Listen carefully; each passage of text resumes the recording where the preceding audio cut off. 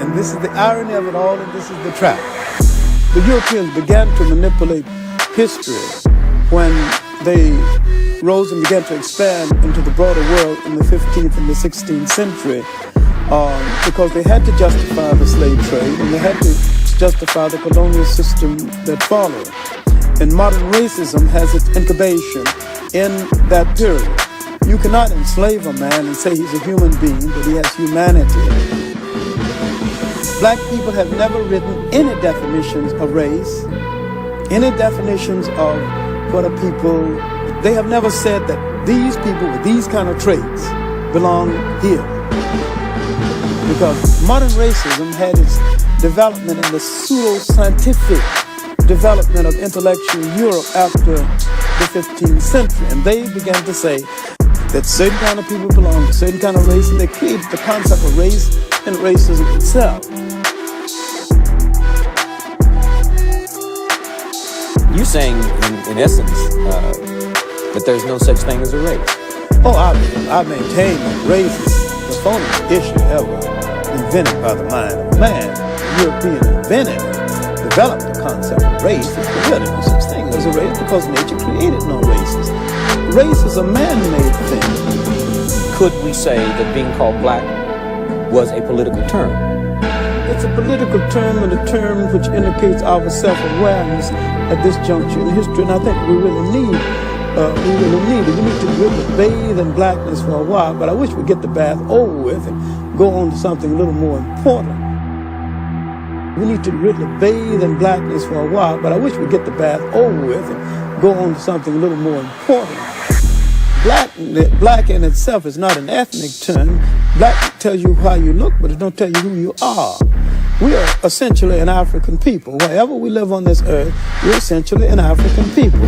And we relate to the millions of African people throughout the world, including the uncounted millions of Africans in Asia. The word Afro-American or African-American would probably be more appropriate and more honest and more in keeping with what we actually are. Because all of us are not positively, physically, real jet black. And so the argument now sometimes is between the supernationalists and the mild nationalists and blacker than thou. When blackness is a state of mind, a state of attitude, a state of approach to things that can exist in almost any of us, including from the blonde black person to the jet black. And the jet black can be traitors, and they can be patriarchs, they can be a whole lot of it. See, we've been everything in history from saint to buffoon.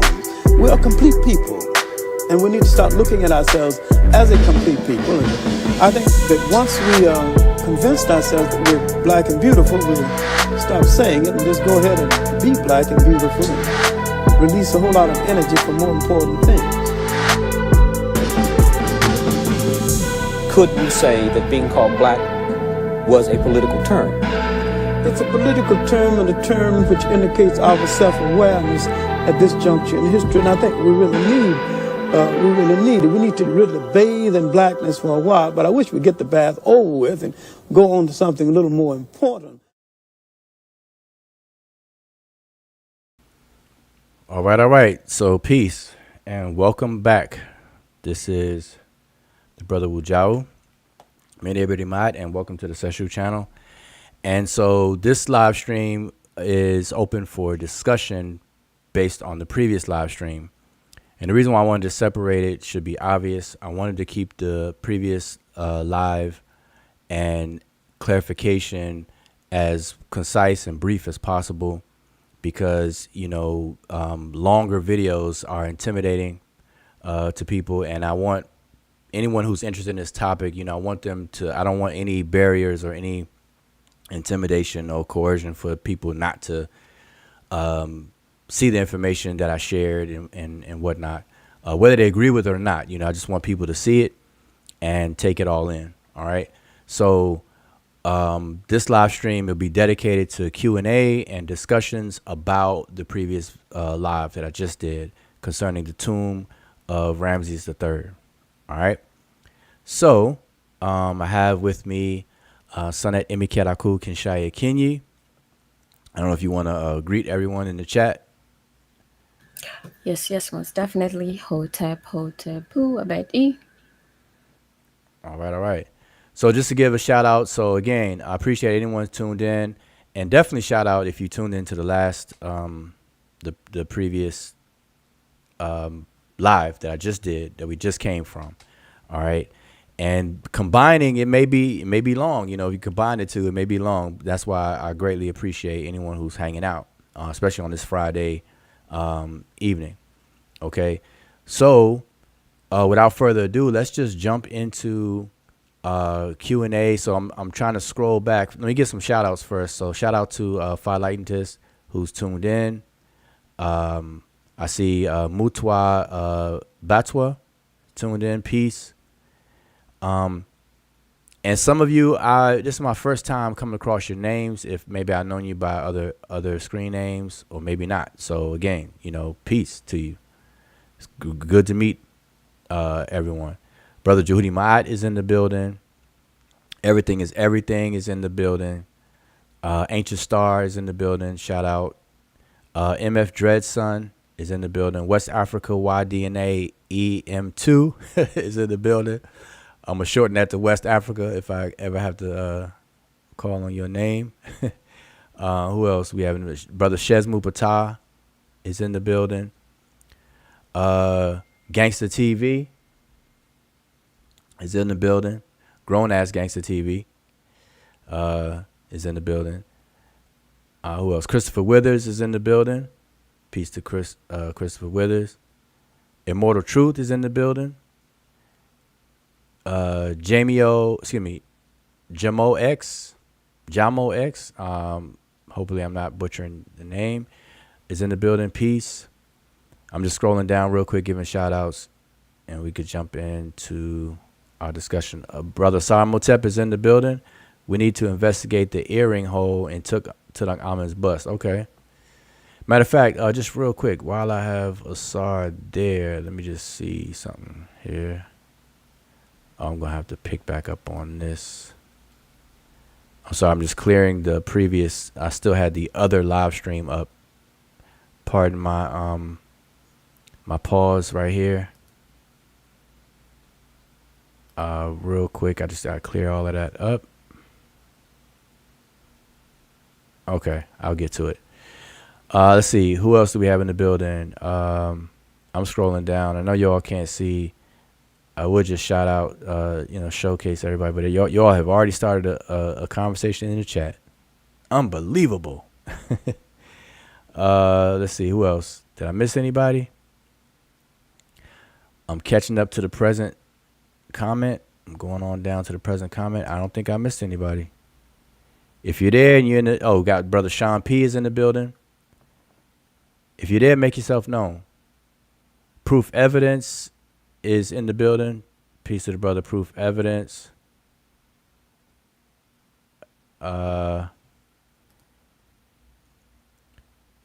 Leave that comment. We got Sister Mika is in the building. Oh, you know what? These are comments from these are actual comments from the previous stream. I'm thinking everybody's in the building. So hopefully everybody made their way back.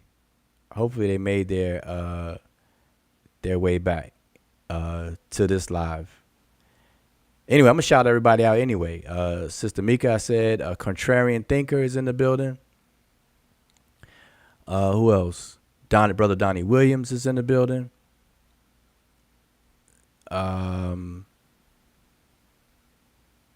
Scrolling down. We got Street Sufi is in the building. And I think that's about it. Let me catch up to the actual discussion now. We got Teddy, Wisser Mat Ross and Neferu is in the building. And I'm caught up.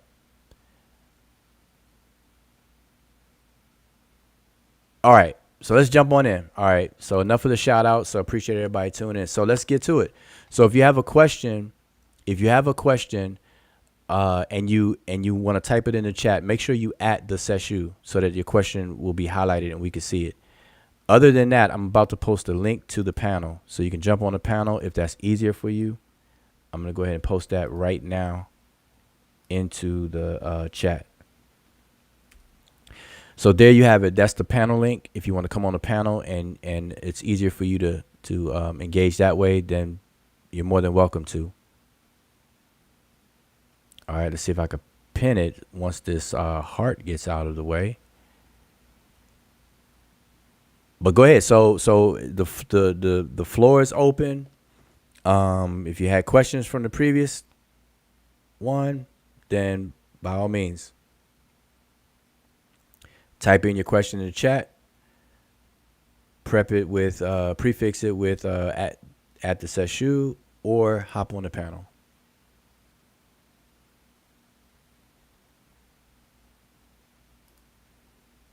All right. So where are all the questions? Because I did read a comment in the previous show that I didn't take questions. So I think this is the first one. Philitentis. I believe this is the first question from Philitentis. The first question, and it's from Philitentis. He says, "How was the cone-shaped beard significant to the Remech?" So you have to kind of give me a little bit more detail. When you say cone-shaped beard, are you, and I know you put it in quotes, are you talking about the pointed beard, or are you talking about the straight beard, the straight short type beard that the Egyptians depicted the kings with, or the curved beard that the It's deities? Oh, bread. I misread that. That's how you misread something. I actually misread that. Beard. I saw beard. So excuse me. My apologies. The cone-shaped bread. Okay, but even still, you have to be a little more specific. You talking about the pointed bread or the bread loaf, as in terms of the glyph that's used, Gardner Code X1. It almost looked like a half circle. Because you're asking me the significance of it, so I just need a little more clarification. But yeah, I read that as beard by mistake. We have Shezmu is in the building. Now you're in here twice, Shezmu. I don't know which one is. I'm gonna bring them both in, but I don't know which one you're speaking through.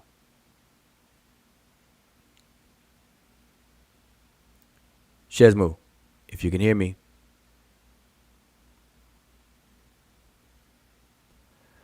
So Shezmu. Peace. Yeah, I think you gotta. I'm checking to see if you can hear me.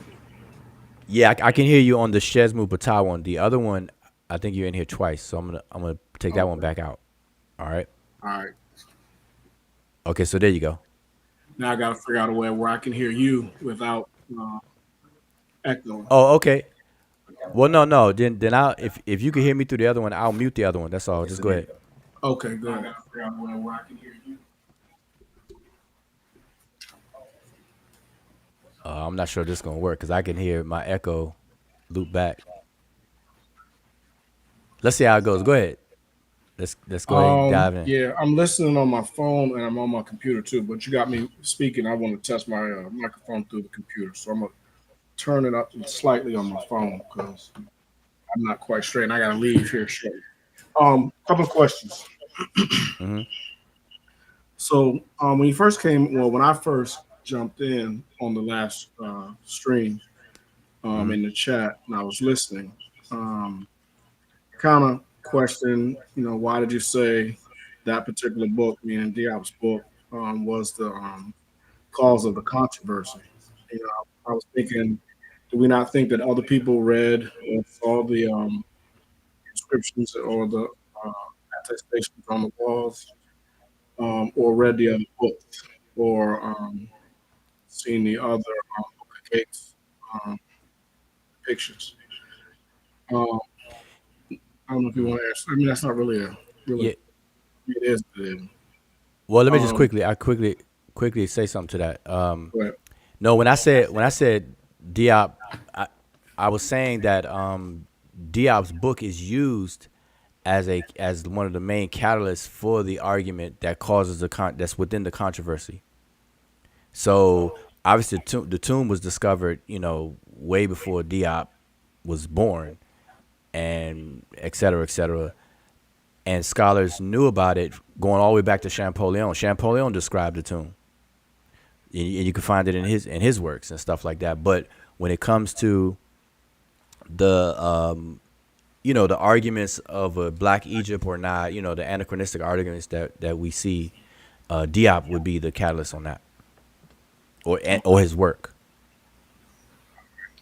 All right, so I think a better way for us to try to come to a good uh, confirmation or uh, answer to this question or these confusions. I think we need to find other depictions of the other tombs so we can look at those pictures and not just look at drawings. I mean, we got the one attestation that you're saying is a mistake or an anomaly, but the rest or the second picture we're using is a drawing. Um, I agree Well, with. just Go ahead. oh, sorry. Well, just real quick, that's not well today. That's what I showed the drawing for the other tombs, but like I said today as well, this is about my sixth time going over this, and I just try to do it differently today. But I previously showed the primary pictures from the other tombs as well. So I have the tomb of Seti the First, the tomb of Murder Ptah, Ramses the Sixth. I've shown these pictures before, so we already have Were those. they pictures or were they the actual attestations? Yeah, they were actual Or the primary facts? photographs. Yeah, yeah. So they were So for facsimiles? example, I'll put it on the screen right. Can you see my screen? Yes. Can you see the screen? That's from the tomb of Seti the First.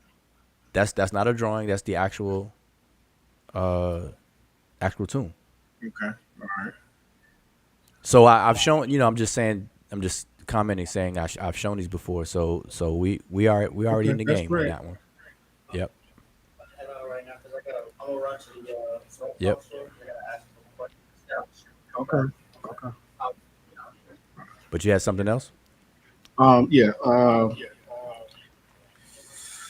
Real quick, So Ujao, could you pin the panel link in the chat? Oh, okay. Go ahead. Go ahead, Shaz. I'm a pin the link. okay. So I'm gonna run through this real quick because I gotta get ready to go in like 10, 5 or 10. Okay. So in the drawings, you did towards the end state that there were differences in the rematch of the Rameses 3 attestation.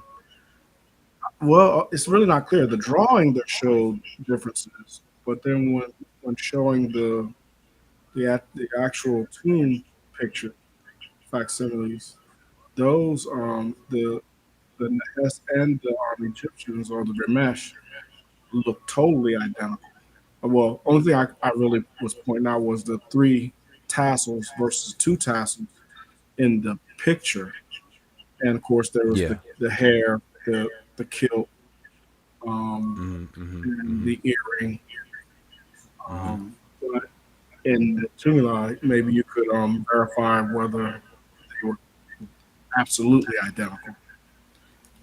Yeah, they are identical as to be expected. Like because you have people that are actually chiseling and carving, so they're not going to Right. be 100% But when I say like identical, I mean clone. that they have the same earring, they have the same tassel numbers, they have the same kilt design, whether it's Yeah. a little longer, a little shorter, the Yep. dots on the kilt, and then Yeah. the hairstyle is not because like in the Hess in the picture, the Hess, they got the waves on 2.0, and then the mesh, they got the 1.0 waves. They got more straighter waves instead of like crook or He said angled. 1.0 waves. But yeah, no, they are relatively identical. You're not going to I don't find, know what like I that means. said. But okay. Okay, I'm just saying when I say relatively identical means that what I said before. It's another way of what I said before, that these are carved by hand, and so you're not going to find a 100% clone, even from the original of each of these figures. Right. So on the screen right now. Let me make my Because I screen was going to stop you maximize. right there. I'm not talking about the carving. I'm just talking about those four things I noticed that were different in the photo. The carvings, No, no, they're no. going to carve them all with But the I'm same hairstyle. They're going to carve them all with the same earring. If they're going to carve them all yeah, with the same tassels, if they're going to carve them with the same length of the kilts or the yes, cutaways or the yes, whatever dress, and that's yeah, that's not a yeah. difference in older. The angles may be So, different, the side, something like that. but So here we're no, I mean looking at, to they that have three they're tassels. they're the same. Well, those are the Ramesh. Those are the four Ramesh.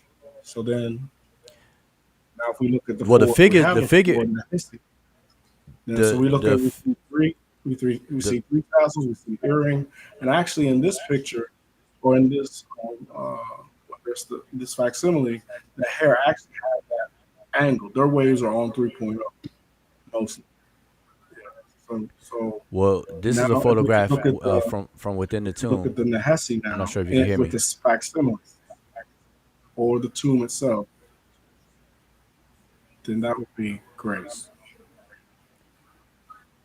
So, but everything that you named, the highlighted elements that were pulled from the Nubian. Now, remember, these are labeled the Remage, but the figures are of the figures of the Nahisi, and so Wait, wait, that's wait, where wait, it wait, is. wait. But Let's not do that yet. Let's not do that yet.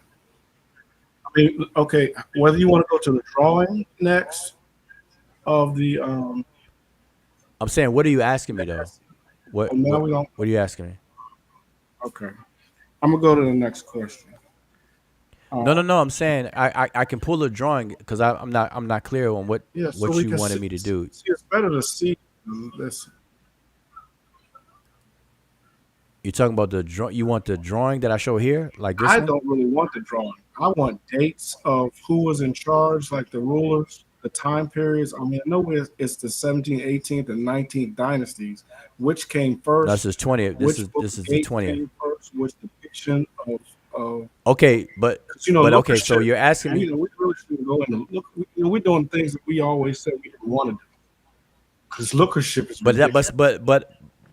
but see, But I the thing understand. is, that's what I didn't do on my presentation, and I you must have came to it late, but I laid out the actual tombs and the names and in their chronological order. So I don't know if you were there for that, but like right here, the first one where this is found in the tomb of Horemheb, which is the 18th dynasty.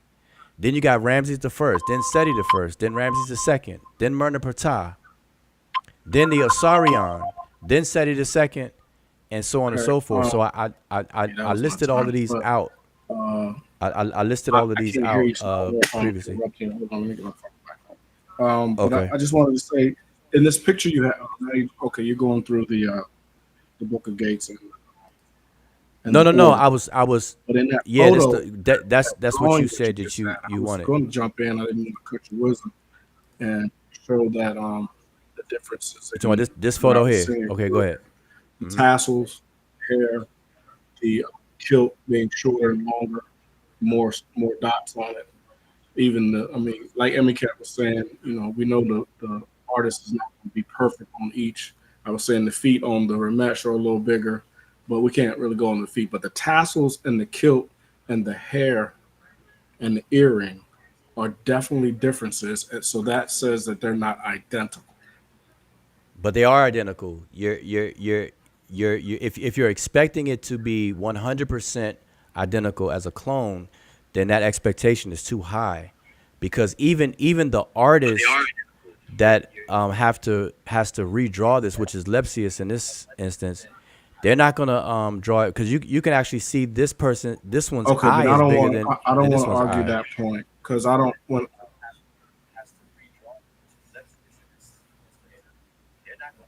If if I were to make them identical, I would have gave them three tassels, the same length of skirt, and the hair design in that drawing.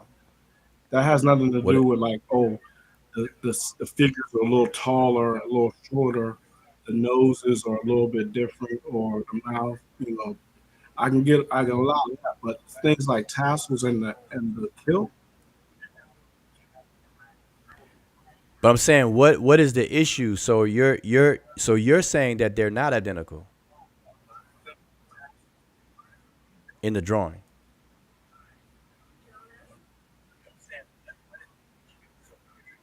Yeah, there's a long delay. correct? Patah, there's a long delay of what you're saying. Yes. So I don't know. 'Cause I think you took your phone off. This is gonna be difficult because a big lag. It's a big Yeah. lag. All right. Let me switch. Let me jump on with my phone. Let me jump on with my phone. All right.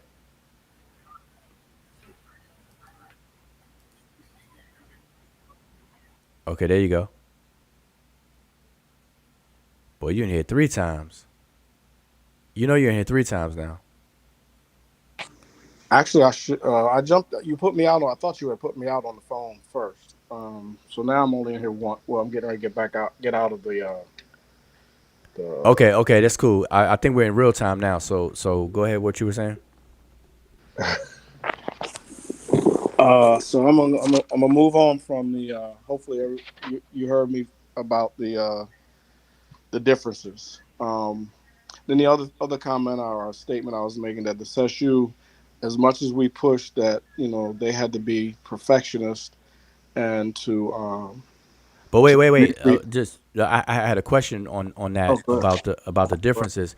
What I asked you was, in your is your stance that the small differences that you mentioned are you saying that that's enough to say that they're not identical, that they're not supposed to represent the same thing? Yes, in the Okay. in the drawing, but that Oh, drawing okay. is a drawing. That's not a facsimile. That's not an attestation. But if we Yeah. Right. attestation, if they're identical, if they're totally identical, same three tassels, same kilt design, earring, um, Yeah, and they are. They are, but even in the tomb itself, the original carvers who carved this didn't make them exactly 100% identical, because in the picture I'm showing right now on the screen, the you rematch. you you could see where these tassels that are hanging down looks like it's behind the front kilt, and you can see the three things sticking out over here. You can see them clearly in front of, and then you don't see the circles. The circles down this side. It was like three circles that are down on the side where Lepsius has. You see these three circles right here coming down, and this is supposed to represent the four groups that are labeled the Remech, and you don't see them in the tomb. So we can't be you can't say that because they're not exactly clones of one another that they're not supposed to be identical. Like that would be I don't know, that's you putting too much expectation on that. Okay, I'll go with that then. I'll go with that. Yeah. I definitely noticed it in the drawing, and I did not notice it. That's why I was trying to get to the actual attestation to see if Yeah, they. that's what this one is. And if you want to see more, I know you said you had to go, but just relook at the video, because I went through all these pictures already. Now this You one know, right here, I know there's retrograde. There's some damage. The first one, well, the second one in this particular what this one right here. you have on the right, because Hmm. the one is there's another Ramesh on the There's left, one over here. Yeah, but the behind it. second one and the fourth one, you kind of Hmm. see the tassels. The three tassels are the same. But then if we went to the Nehesi, would those three tassels be? Would it be three, or would it be two, or what? Or would it be? I'm just trying to find whether there are differences that the scribe tried to make between the two groups, the two fours, besides Right. besides for skin color. Okay, as you can see, there's three here, and these are the groups that are actually labeled Nahisi. So you see the three tassels here. You got a damage, but there's three here, and then over here, it's kind of cut off by the tan pole that's in the way. But you can see there's three tassels. So again, when I say that they're identical, They're identical. All the I mean, there's a lot of literature. I didn't pull up any scholars' comments about this, but everybody and their mother knows that all 8 of these figures are are representative of the Nehisiu in terms of their stereotypical look, Okay. and they're identical. So on the Ramesh, I mean, I know you put your chest out there for a second on the because of 3 tassels, but on the Ramesh, they had the earring or they did not have the earring. Because They on have the earring. the They Nessie, have the earring. I don't see an earring on the Nehess. They have the earring right there. See the earring right there? You see the earring there is damaged, but you see the earring right there. Right where? I don't. Right where the tip of the Oh, for the Ramesh. But what about the Nehess? yeah, they have the earring. They most definitely have the earring. So let me I go mean, back to that picture. okay. So then the only other thing I'm gonna do before I get out, um, I think Earrings right there. Now I'll probably have to blow this up for you. This one's damaged, but I get to the other one. But and I don't want you to trust me, but we can you see you have to roll out, but I could blow these up, and you see the earrings for them too. we definitely would have to blow that up. But and then the other thing Even if it, but go ahead. Just go ahead though. is I think we definitely need to we need to date each one, which one is first. We Um, already did that though. That's what I said. Horemheb is the first instance of it. That's okay, what I was showing you before. Horemheb. I listed all the places where it's found in their chronological order. Horemheb is first in the 18th dynasty. The one we're looking at is 20th dynasty. That's Ramses III. right. So again, I would want to go and see. I know you said you did it in another video, possibly, but No. The video that you just left. The video that no, I'm I talking just did. pictures. I'm talking about facsimiles and attestations of the actual scribe's work. Not, we know we've done. We can read other people who said that this Horemheb is this century. Seti I is this century. Ramses II is this century. Or this period. I'm talking about the actual depictions. Doing Yeah, but I showed you SETI. So are you satisfied with that one? I showed you this is SETI the first. So can we put a check mark on that one? still the drawing of Seti, right? That's not a drawing. That's from the actual tomb. Here's a bigger shot of it. This is from the actual tomb. Oh, right. You did show Seti. Yes, you did show Seti. We're clear on that one. Okay, this is Myrna Ptah. So can we check that one off the list? This is from the tomb of Myrna Ptah. So I'm only showing you these quickly. Yeah, because I have to go, but I'm Okay, so and here's Myrna Ptah again. I'm only showing you these quickly because I know you have to go, but I'm showing you, as I stated earlier, that I have these and I showed these before. So we can get together on it, again when you have more time. That's no problem. Yeah, absolutely. So, real quick, you said this right here is Myrna Ptah, right? Yes. Where I see the Nehesson, I see the The Amu. Amu, and I You see don't. two of the Amu and the Hesi. This is cropped off, so other pictures will show the Chemehu, which would be to the right of these Nesi. Is one more Nehesi that's out the picture because only 3. It's the 4th one, and then the Chemehu always last. Now, was it the Amu or was it the Cheme who had the hair tied? Had the hair tie. The head wrap is indicative of the Amu. The side lock that's curved Right. that had that curve at the bottom is the Chemehu. Right. I didn't know because I'm trying to see whether or not these scribes drew certain things identically in each attestation.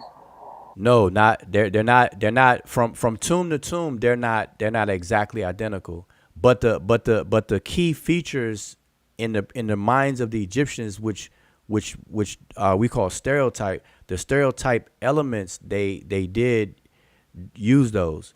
So like for example, this Amu has white hair, and it's actually depicted here. So you see how this like white dotted hair, because this is a drawing, but from the tomb of Myrna Ptah that I just showed the actual tomb. So the hair is not the same in all cases.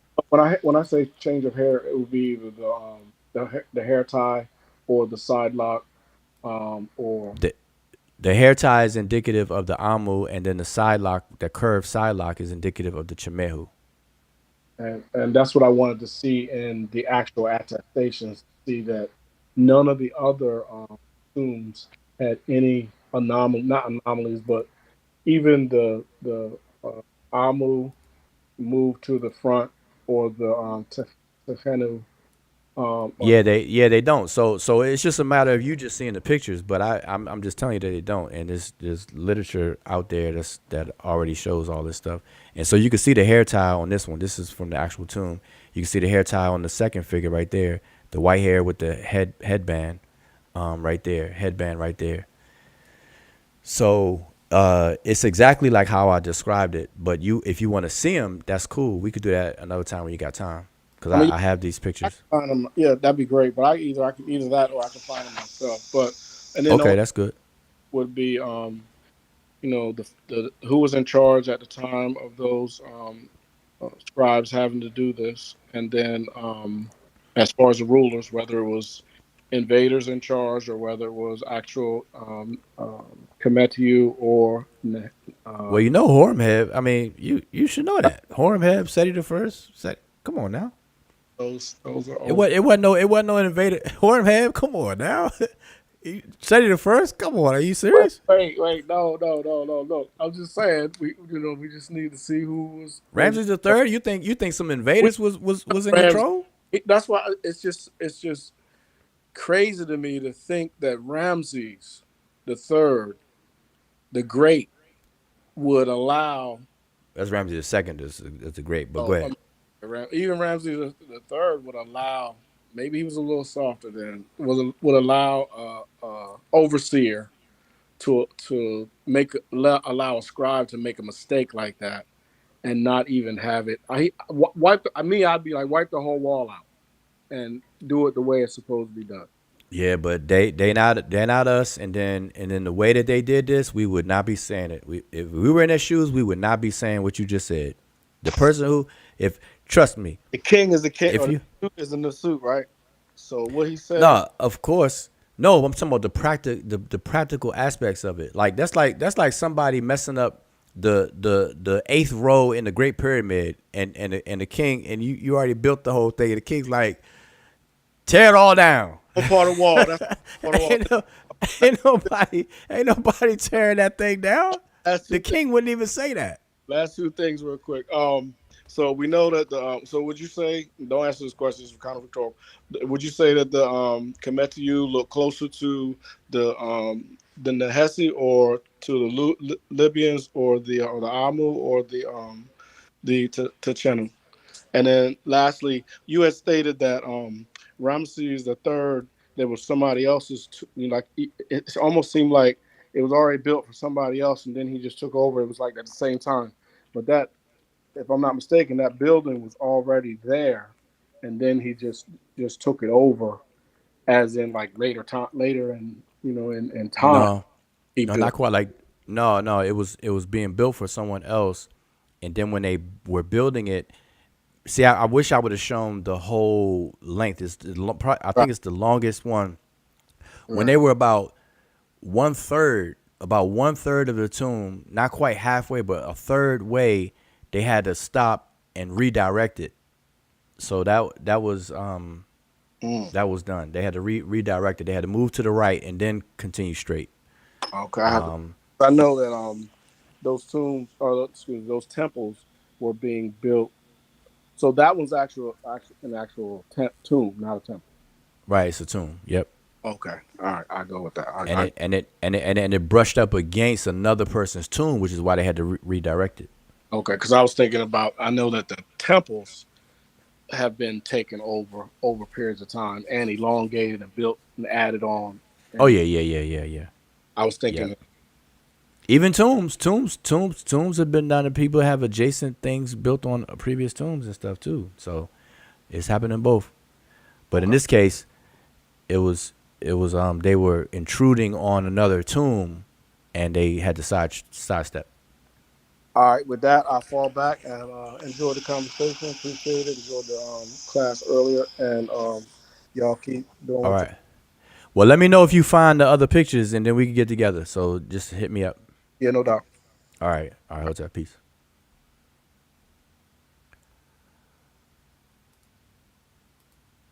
All right. So, okay. So while I was talking to him, Imiket, did I miss any questions? Because I did post a link, and so I didn't want to miss any of the questions in the chat. So we have Philitis, who asked, I guess a follow up to the bread question, was the pointed cone bread depicted in the middle of the Ka symbol specifically? Yeah, you definitely have to show me that, and I know you can't in the chat, but yeah, you're gonna have to show me that. Now, without you showing me that, unless you can show me that, the comment that I can make in regards to that, best I can right now, is that the bread itself was a symbol of sustenance for the deceased and the living. It was like a main staple. This is why in the offering formula, which is called the Hotep D Nasut formula, that was prolific throughout ancient Egypt, the offering starts off with bread. You have Peret or DF. When you say that, so that he gives, it starts off with T, Henket, bread and beer. T, Henket, Ka, Apet, Sesh, Minket, etc., etc., etc. So it always starts off with that bread. So you got bread, you got beer, you got some steak, and you got some aped, which is chicken. And I'm just bringing it up to date. You got bread, you got some cornbread, you got some beer, you got some T-bone steak, and some chicken wings, a 2-piece chicken. But anyway, all jokes aside, and this is offered. It says Inkani Imaku, and then the person's name Makeru. So Inkani Kani. So this is offered to the Ka of the person. So the only thing that I can, without seeing what you're talking about, if there's bread with the Ka, it seems to coincide with what I just said in terms of the offering given to the Ka of the deceased person. So, to be exactly, I would have to see what you're talking about. Okay, so, that's just my tentative comment based on not seeing what you're talking about. All right. So I'm going to keep on going. Remember, if you have a question, I'm scrolling down. If you have a question, make sure you at the Seshu. So make sure you at the Seshu, and then it'll stick out and I can pick it up. All right. Let me just get this front cover back on here to reset. Okay. So, and again, appreciate anybody, tuning back in. For those who tune in for trying to figure out what we're doing, this is the Q&A discussion based on the previous video I just did, speaking about the tomb of Rameses III and giving people a proper orientation of the figures that are in the tomb. That's been involved with a lot of controversy. Okay, so that's where we just left.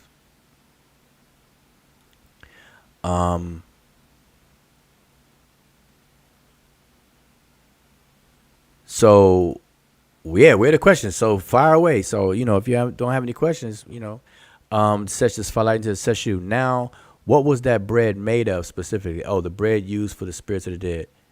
Well, okay. In terms of the bread itself in the life of the Egyptians, what they made of, I don't remember off the top of my head in terms of the main ingredients for the bread, but bread only has but so many ingredients in it. So I can't answer that definitively off the top of my head in terms of the ingredients of the bread for living people, like what they ate, like what was in the bread that they ate.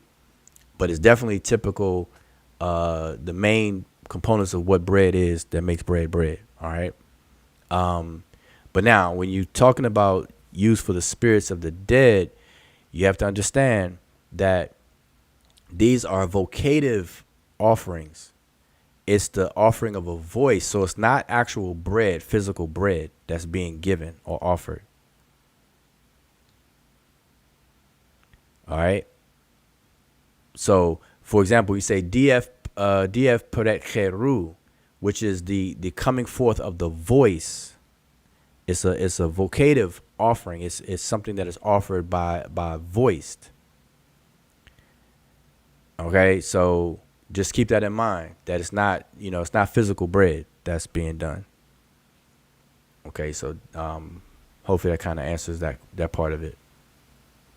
If you're asking me what was the ingredients of the non-physical bread, then I'm gonna say it's made out of granite or limestone, because they carved it in the stone, and that's what, in these offering Hotep Dinasut slabs, these offering tables and slabs that have this offering formula carved in it.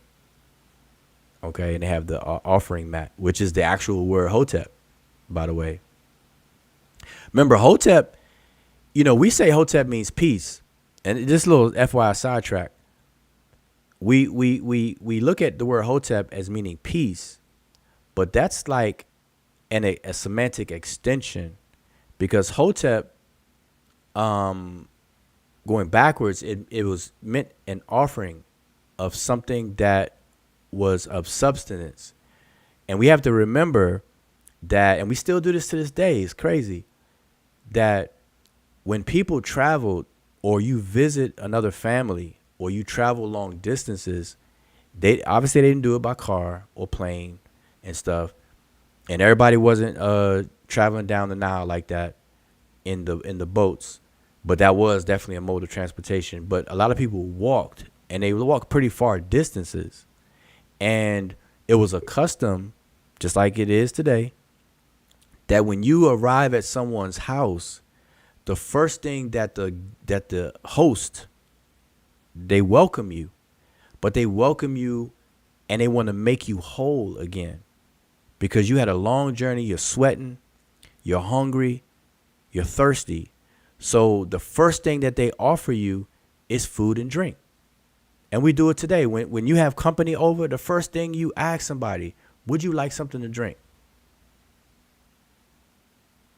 And if you had dinner ready, or if you had leftovers, something, you may even offer, say, hey, would you like a snack? This is what we do today when somebody comes over. And so the act of Hoteping was to offer. It's an offering. It's the giving of food in order to make someone what? Satisfied. And the word satisfaction, or at rest and at peace, is where we get those extended, those meanings of peace and satisfaction and content. We're making somebody content. We're making them whole again. And that's what it is. And you welcome, you say, Em Hotep, which means welcome and become satisfied. And then when they leave, you give them some food to take on the road.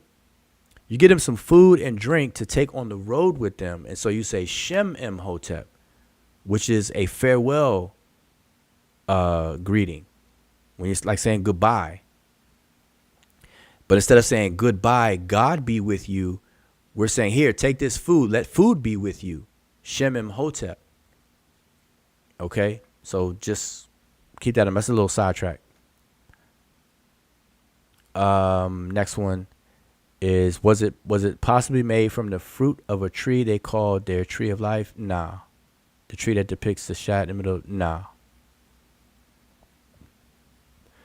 That I know. As far as all the ingredients, there's books. Matter of fact, there's a book by called The Daily Life of Egyptians, and I believe there's an actual book on Egyptian foods. And now I have these books. I'm not sure if that's the exact title, but the book I'm thinking of, I have it. So, you're asking me this question, and it's just coming out the blue to me, so I don't have it to share immediately. But if you bring this up, or if you need me to send it to you, I can dig it up and send it to you, about the cuisines and things that the ancient Egyptians ate. And it kind of puts to rest whether Egyptians ancient Egyptians were vegetarian. You know, the whole argument, and some people claim Egyptians are vegetarians and or vegans and stuff like that, and they didn't eat meat and things like that. All you do is get this book that I'm referring to, and that kind of straightens all of that mess out. Okay. But it talks about the bread. I just don't know off the top of my head. But obviously, what makes bread is flour, whether it's rising flour or not, or whatever. So it's nothing that's special. Okay, so Sekou. So peace to Sekou Kele. Sorry, I just joined. What's your opinion on the table of races, KB? Dr. Manuel Pim believes the illustration is correct. Okay, Sekou, you just came in. This live that I'm on right now, that you're on, is a Q&A discussion on the previous video I just did. So I think you missed the previous video on the channel. So if you look on our channel, I just ended the previous live where I gave I was reorientating people about, the table, the 16 figures, the so-called table of races, as you put it, and stuff like that. So I would suggest you watch it. And I tried to be concise and as brief as I could, so it won't be a real long video. So if you want to know, all the things of what I was saying about it, go to that video, because for me to reiterate it right now, that's kind of unfair to me. I just did a video on it, and so I'm basically having a discussion, a Q&A about what I said. I don't want to fully repeat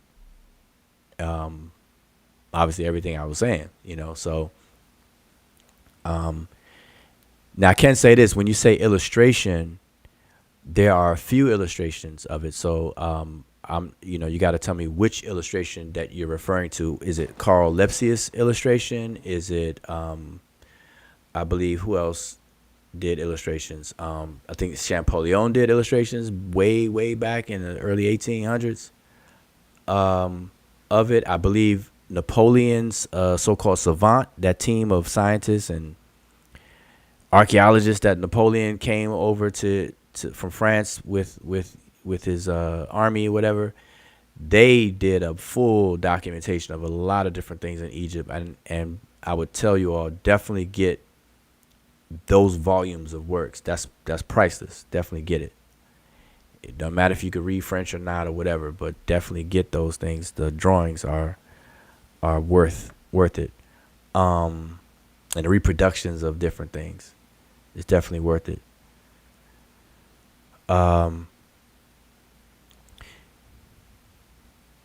So, okay, you say, where's the super chat? Okay, yeah, I don't have the super chat. But and that's another thing that I always forget to do, because people are constantly contacting me, asking me how can they support. And see, I don't have like a Cash App handle that I put across the screen or things like that and whatnot. But people want to support. So what I've been telling people independently, and I just need to start making this known as in terms of an announcement and things. Right now, if anybody wants to support, which is greatly appreciated, if anybody wants to support, what I've been telling people is that you can support by purchasing one of our books, which is, it could be the Beginner's Introduction to Sesh Medew Netcher. It could be an Emiket, if you can put the links there. The Beginner's Introduction to Sesh Medew Netcher, that's available on Amazon. We have the Rebuttal book, which talks all about the decipherment, the whole claim about the hieroglyphs never being deciphered, all that stuff. The book is for that. That's out for that. You have the Penmanship book done by Emiket as another option. That's 3. And that's available on Amazon. All these are available on Amazon. And then you have on Sable University, we have all these different free crash course, little quick quizzes. but we have I think two or three of them that are paid. That have a price on them, cheap, 5 or 10 some dollars or whatever the case is. So these are ways that people can support in terms of just giving in terms of Cash App. I don't have that. I don't have that going. That's why you don't see it on the screen and stuff like that. That some other channels that you see with that other people have on their channels and things like that. So that's why I tell people, because to me, I think that's cool, because you're supporting, but you're also getting information that you can have in your hand, and then pick it apart, and then we can build. So I think that's cool. If maybe in the near future we will have a Cash App and things like that. But people have been asking me, say cool. If that was why you were asking, I appreciate it, but definitely, get one of those things that I mentioned, and Miket's putting the links into the chat. All right. So here Mika says, Woo don't know how to do business. No, Mika, that's actually not true. I definitely know how to do business. It's just something that I chose. I prefer that when people support, and I've always done this because I used to have a whole line of T-shirts and stuff as well. I prefer people to support and get something that pushes things forward, and not just a dead end and support. And I say the same thing about books. When I support and buy people's books, there's two ways. There's two things. You purchase somebody's book, and then that's financial support. But then, people should read it. Read the books, like read it and study it, and then engage the information, because that's another added support. Because when you engage in information, now you're valuing the person's work. People don't write books for nothing. The financial support is good. It's great, because money makes the world goes round, for sure. So, yep.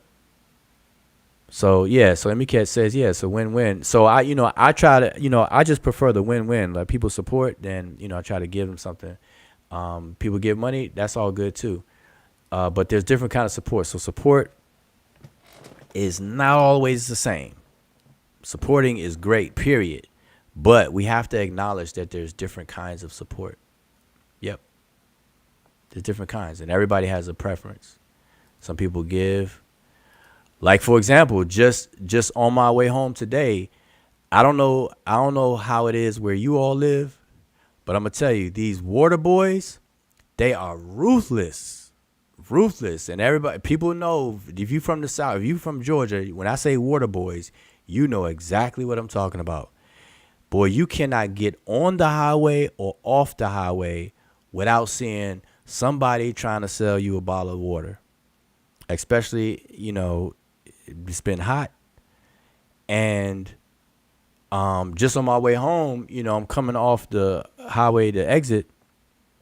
And, I know that the water boys are coming. So I keep, and nobody carries cash around these days. So what I do, I purposely have like a couple of single dollar bills in the car or whatever to support these water boys or whoever, water boys or girls. And they, approach my car. I don't want the water. I just give them $1. Say, hey, I'm gonna support you, but you keep, I'm good on the water. So that's a way of supporting. I didn't take the water, but I gave them $1. So if people want to give money, that's fine. I do it. Without taking anything in return. But I'm gonna tell you, the main reason why I don't take the water though is because the only water I drink is Deer Park, and none of them ever have Deer Park water. They have all this other store brand water. Like down here, we got Kroger's brand water. Walmart, they have Equate water or something. I'm like, no, I'm not drinking that. See, I didn't want you doing that on this channel because we can't be endorsing these companies for free.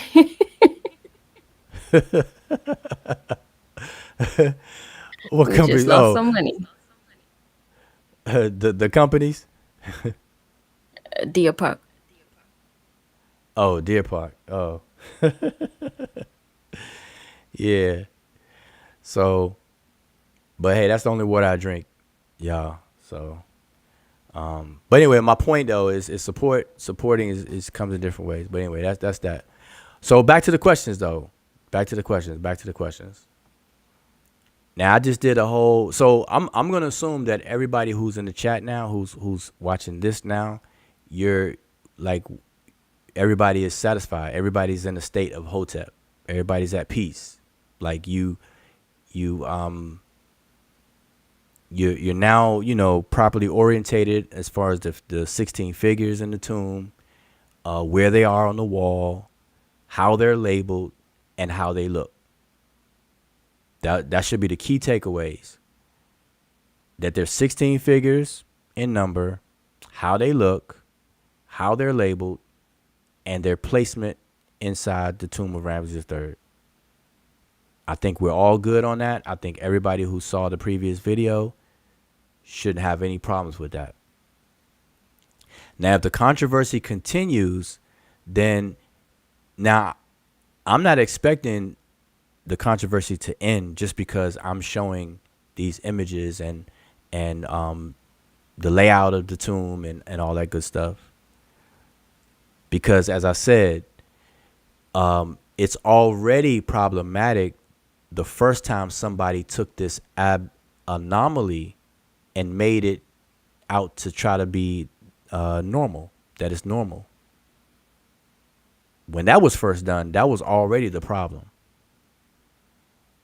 That was already the problem. All right, so hopefully.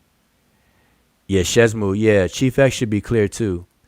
And that's interesting. I tried to have a last conversation. I'm not going to have a conversation anymore with Chief X on that, because I've done videos specifically directed to his claims about this, and he didn't take the time out to watch them. And if you ever want to get me to give up on something, that's what you do. I extend the olive branch and try to help, because with me, I try to be solution based.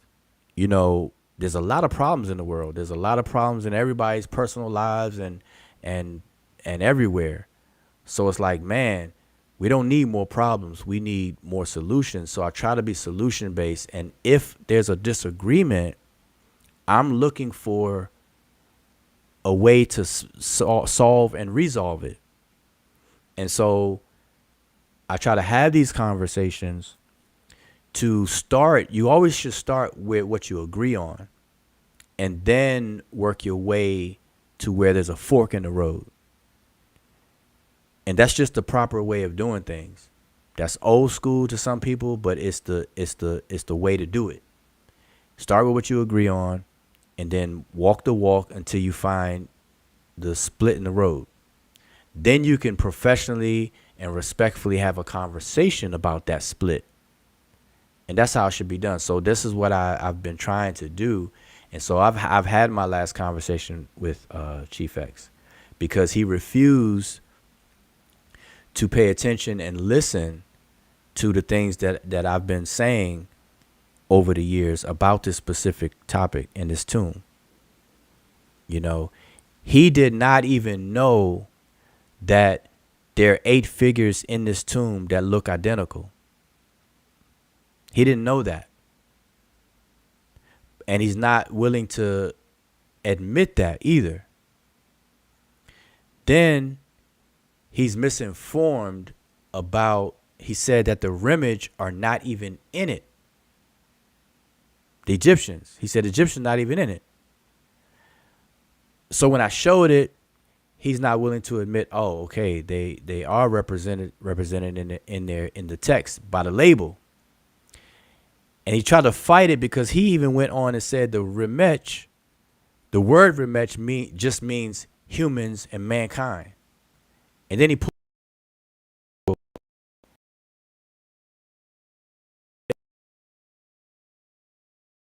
click the top portion, and Emicat caught him, and when he stopped sharing, Emicat reshared it and read the rest, and lo and behold, it said Remech, the Egyptians, especially when compared to Libyans, Asiatics, and Nubians, and that's talking about this tomb. He knows that's there. He refused. He didn't read it. He didn't even scroll down far enough, purposely. And so that's what I'm saying. I'm just saying that when people start to do stuff like that, I gotta just let them be. Start out because Chief X is cool. I met Chief X. I think he's funny. And stuff like that. But when I feel like I'm wasting my time, then I gotta draw the line. And to me, I mean, no love lost at all. So I don't want to think people to hear me say what I'm saying and think that it's a negative thing. But no, I just gotta leave it alone. Yep, just gotta leave it alone. So, cause we should all be walking this thing together. Cause listen, the ancient Egyptians and the civilization are long gone. So here we are in modern day talking about something that is gone. So none of us should be acting like we were there and we know everything about it. So it's a learning process for everybody, but you have to be interested. Like it's directly related to the amount of interest you have in it. If you're not too interested in Egypt, you just got a passing curiosity, that's not going to get you far.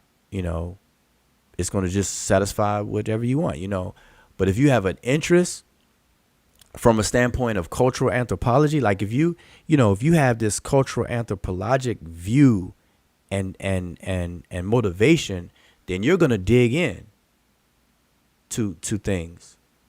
And everybody doesn't have that, and everybody don't have to have that at all either.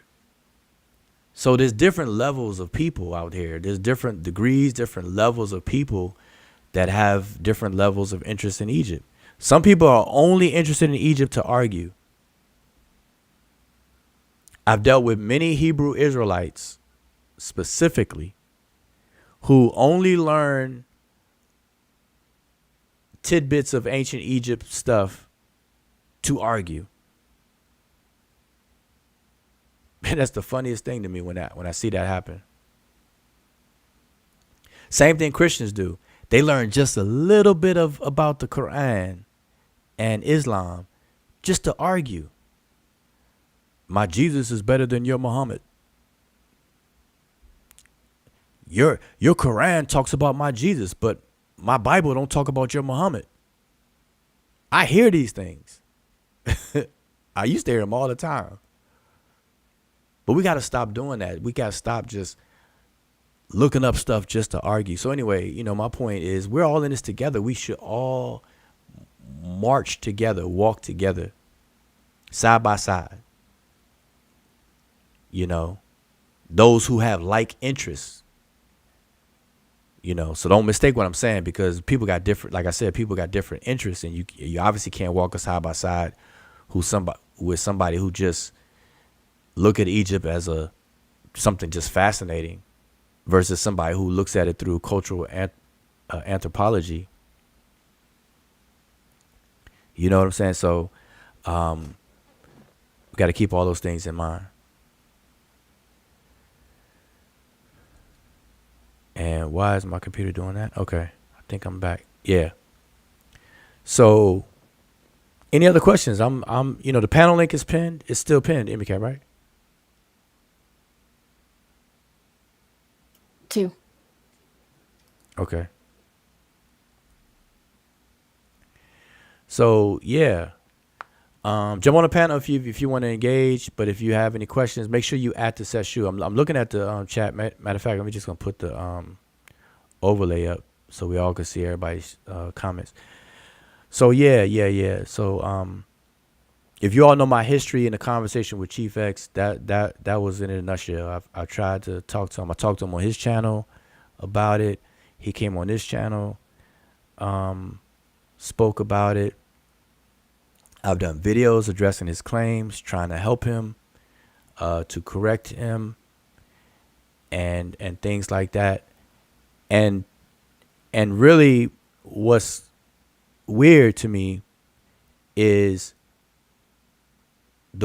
what Chief X tries to argue, and have been arguing for like over 2 years now. He should actually really be using my statements to his benefit. Like it's the craziest thing. It's the craziest thing. So yeah, Jehudi Ma, you said it's sad that you're keeping yourself for the slow folk looking for content. Yeah, that's, yeah, people recycle arguments to create content. And I'm not mad at content creation because, social media, that's what it's about. And because that's what it's about, we should leverage it though. We should leverage it pushing forward, not leverage it, not just do things, and that's where I differ. I'm all for creating content, but leverage it to move the needle forward.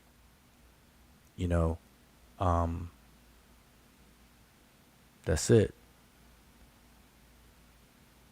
Oh, you said don't skip my last question. Okay, hold up. I guess I missed it. Oh, here we go, right here. Sashu, why do you only drink Deer Park? Oh, why do I only drink Deer Park? No, I mean it's nothing. It's nothing special. I mean it's nothing crazy special. It's just that Deer Park, I've literally taste tested bottled water side by side, and I suggest everybody do this, right? And for me, I've done that, and Deer Park is my favorite. Deer Park is smooth. It has no taste. Like it's just smooth. It doesn't taste like it has chemicals in it. It doesn't taste like it's been treated.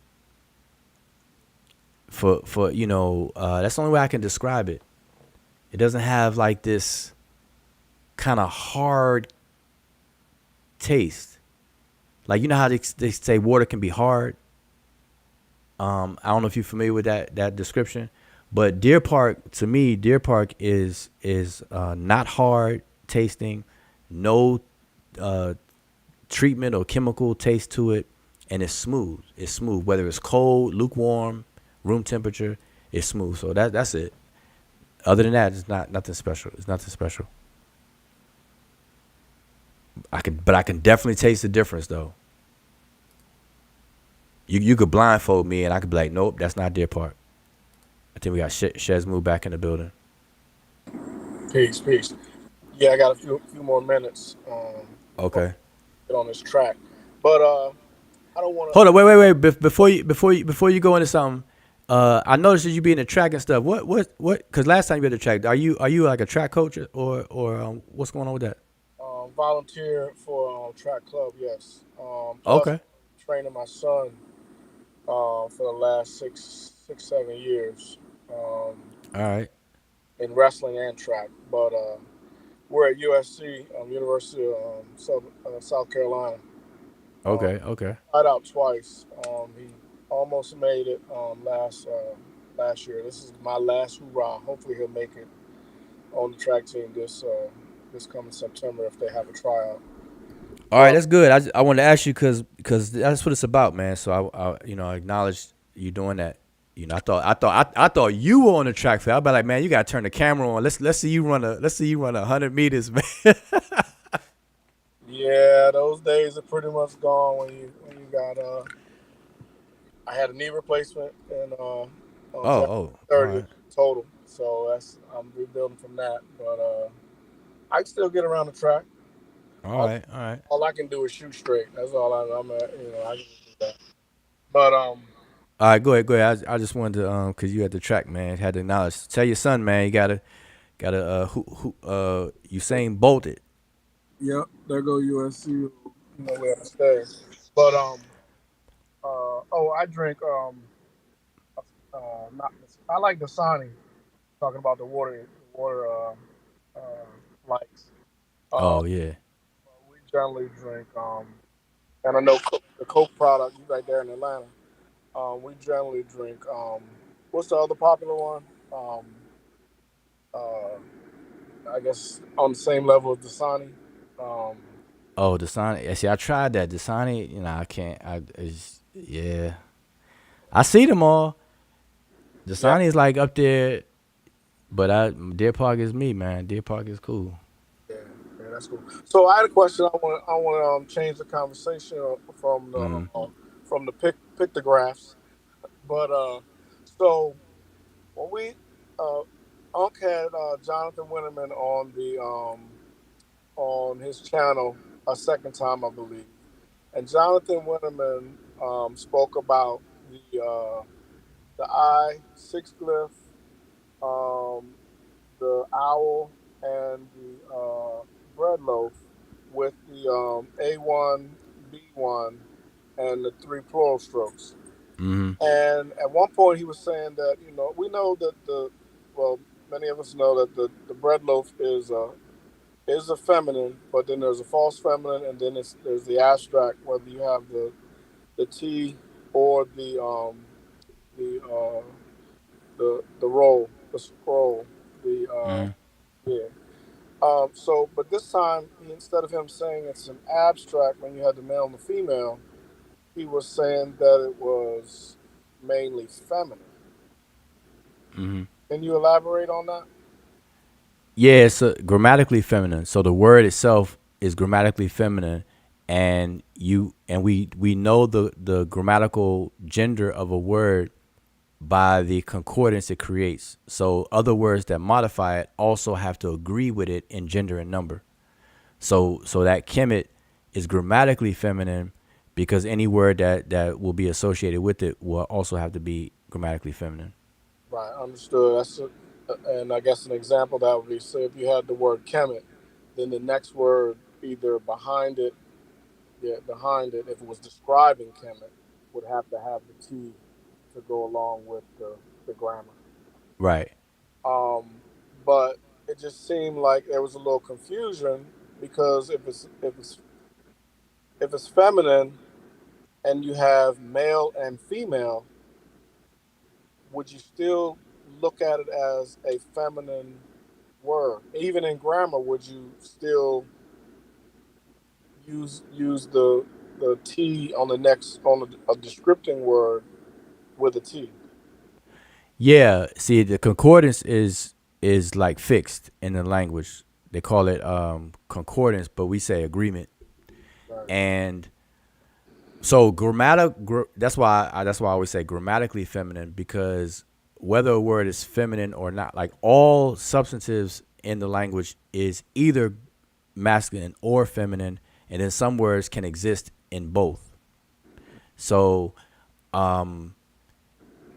but to answer your question, yes, it has to be the agreement has to agree in gender and number. So if a word is grammatically singular and feminine, then that modifying word is going to also have to be feminine and singular. And same thing with masculine, singular, first person plural, all that kind of stuff. If it's plural, singular, dual, and so on and so forth.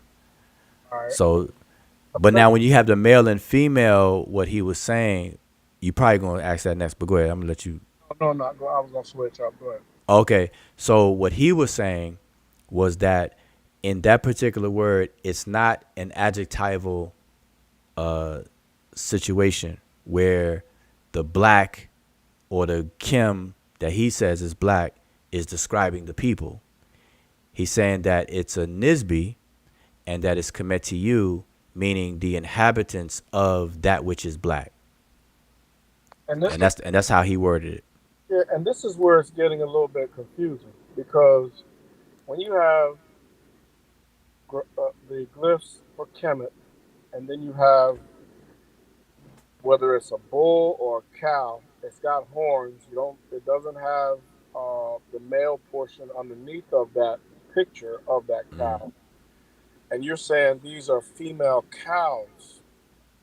Oh, even though reading in the text, it does appear that the Apis or the Nisut is more or less protecting his harem, and even saying that, and if I'm not mistaken, he is of a darker Kim.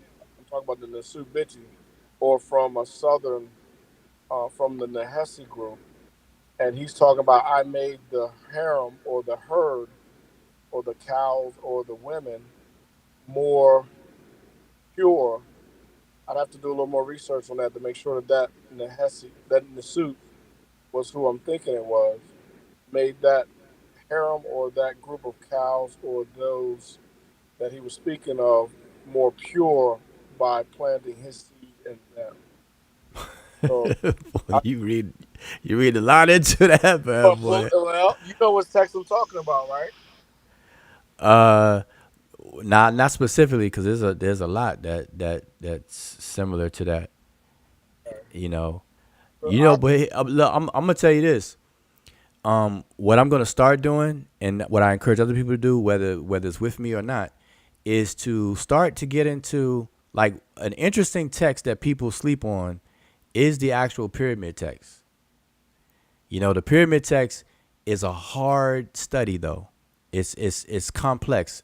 I won't say hard. I take that back. But it's a complex study to do, and you got to be disciplined where your mind can't try to be biased and feed stuff in it. You gotta read it with a very objective, open mind, because that's a very good text. Because all these things that a lot of people talk about, they're in the pyramid text, but when you read it, it's not what people think it is. It's very beautifully done with a high rate of metaphor and figurative expressions, where the king is associated with this, that, and the third. The colors, even the ideas behind colors, because you have instances where the king is both black and white, but it's talking about the two eyes of Horus, one being black, one being white, and then it talks about the green and the red of something else and stuff, and it's all figurative.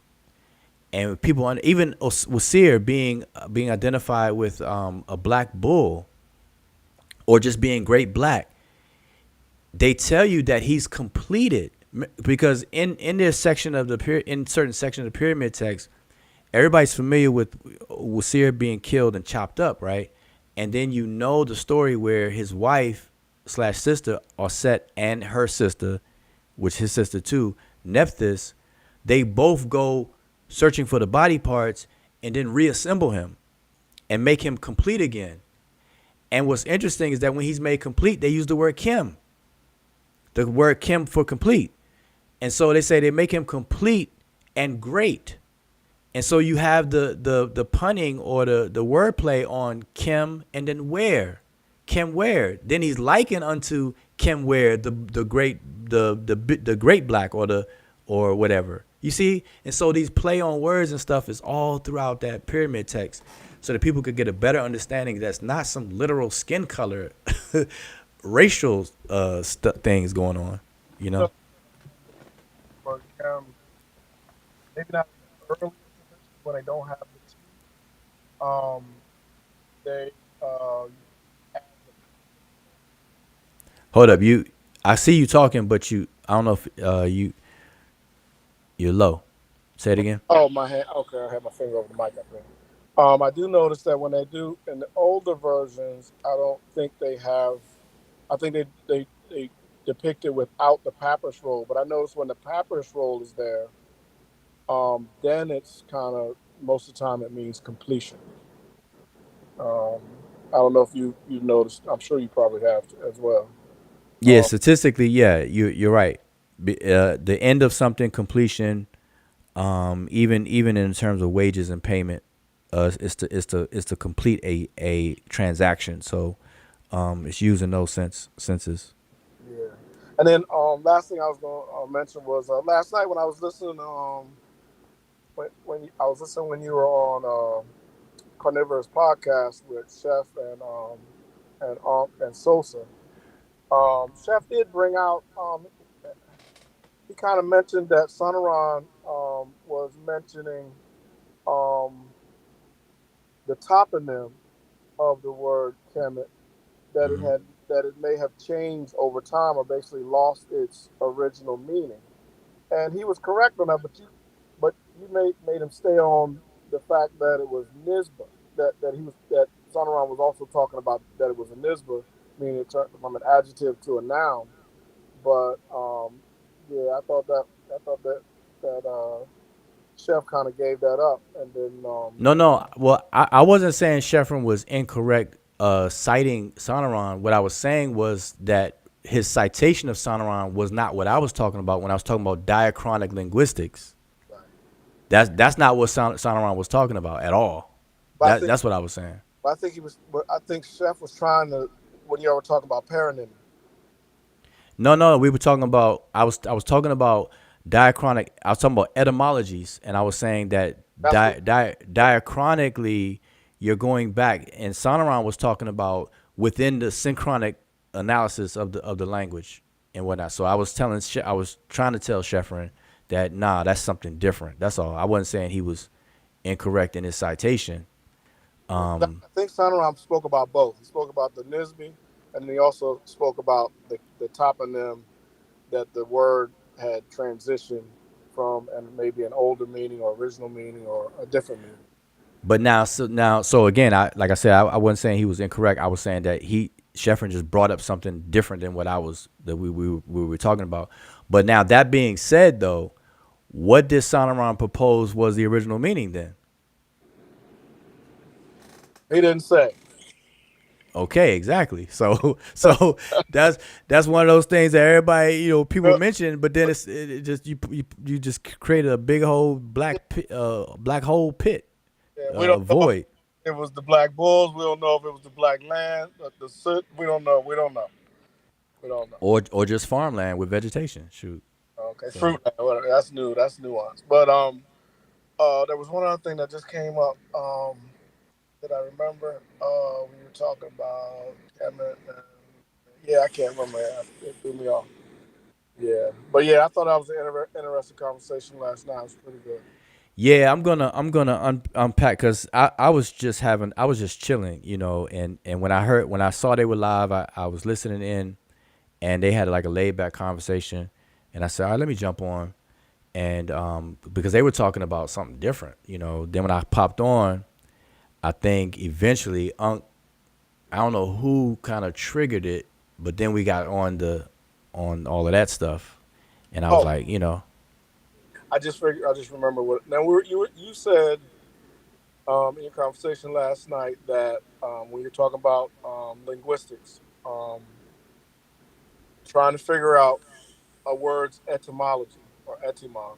yeah, Um, I know one way is to try to linguistically um, uh, what's the word?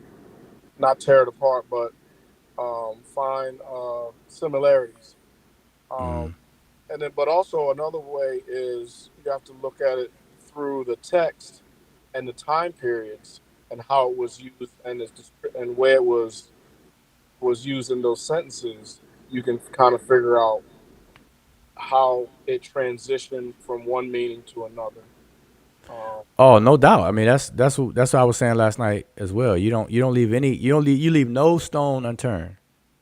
You have to, if there's text available. See, many times there's not text available. Like I'm gonna give you, for instance, when they are studying Indo-European languages, specifically Latin, and then its descendants, which is Portuguese, Spanish, French, etc., like that. Those Romance languages, they have the fortunate blessing of having Latin text. right. So that they don't have to reconstruct Latin, and so they got a benefit. But there's so many languages that you don't have that with, where you have to actually reconstruct. That's where you get the reconstructions, which is what the comparative method is used for. Yeah. Yeah. Definitely.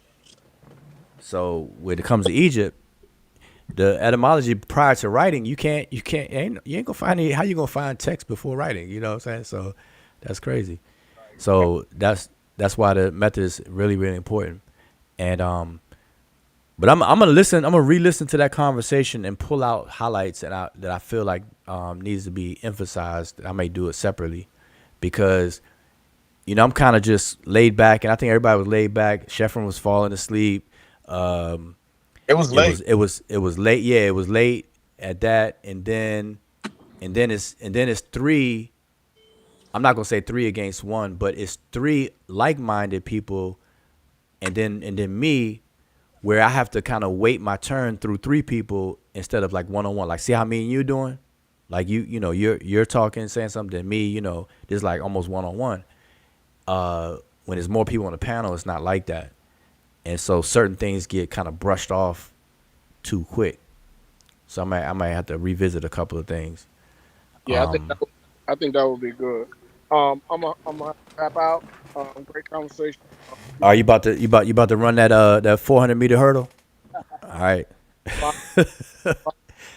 Hill, but not me. That's him. That's all him. Yeah. All right, man. So yeah, man. Tell your son, man. It's good. Everybody's rooting for him. Yeah. You met him. You rode in the car with him and my wife when we went to. Yeah, that was a minute ago, man. So time is flying, though, man. Time is flying. All right, I'm gonna have to come to South Carolina and look you up. Definitely. Hopefully, when he's on, right. come check him out. But we were in Florida, so we might go to Georgia in a couple weeks, about 3 weeks. So, all right. Okay. All right. All right, then. All right. So peace. Be safe. All right. Hold up.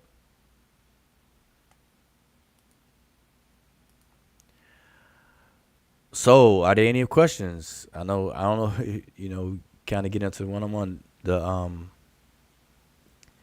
The link is posted. Teddy says, Hotep Sesh, what books do you recommend on the tomb of Rameses III?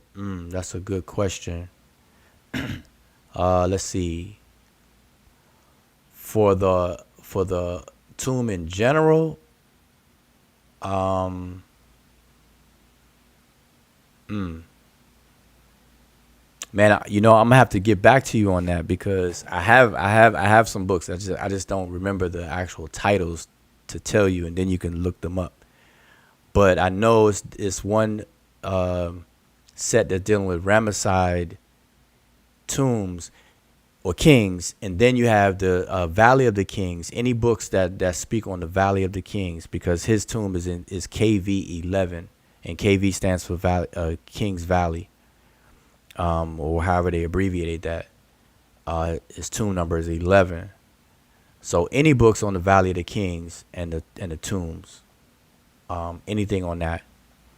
But I do have some. So I have to get back to you on that.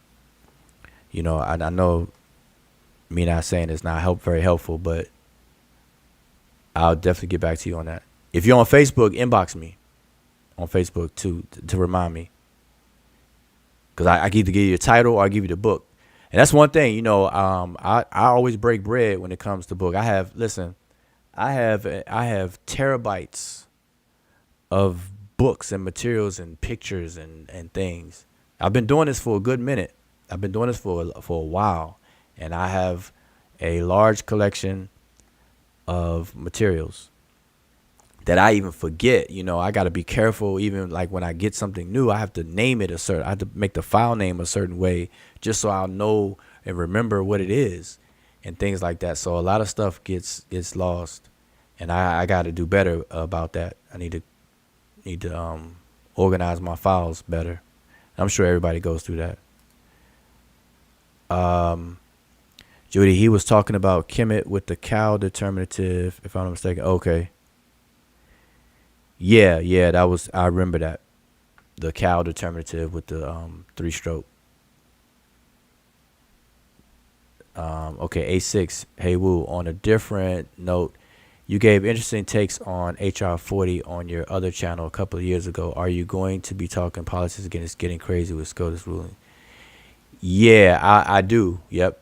That's also an interest of mine. Like, now not so much deep into politics like that, but when it comes to ethnicity and what they call quote unquote race politics, yeah, that's something that I try to keep my finger on the pulse. But yeah, I'm definitely gonna have those conversations because we coming up into election cycle, so I'm definitely gonna have those conversations. Yep, definitely. Matter of fact, the first video I do along those lines is going to be to lay a foundation on the history of the social construct of race in America. So I want to talk about race in America in terms of how it came about, the racial classifications that is, and then how it was from 1790, how it was politicized and used in the census when the country started classifying its citizens based on these categories and what that mean and what, the effect that it had and that all that kind of stuff. So that's what I'm gonna be getting into.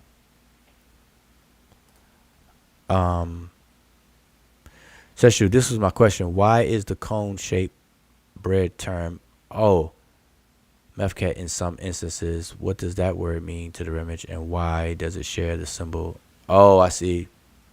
Maf as mef, because that's not the same as bread, as the bread that I thought you were talking about.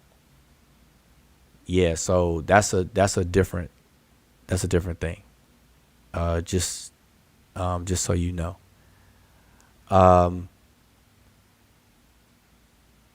But now if you want to know, it said, what is the word? Okay, so what does that mean to the rimage? I'm sure you probably looked it up by now in the dictionary. So let's do that. Let's do that real quick. Or Emicat probably got it pulled up. I'm gonna let Emicat handle that. Emicat probably got the whole glyphs written out in Sesh. What we're pulling up? It all pulled up. I put her on the spot. No, he's talking about.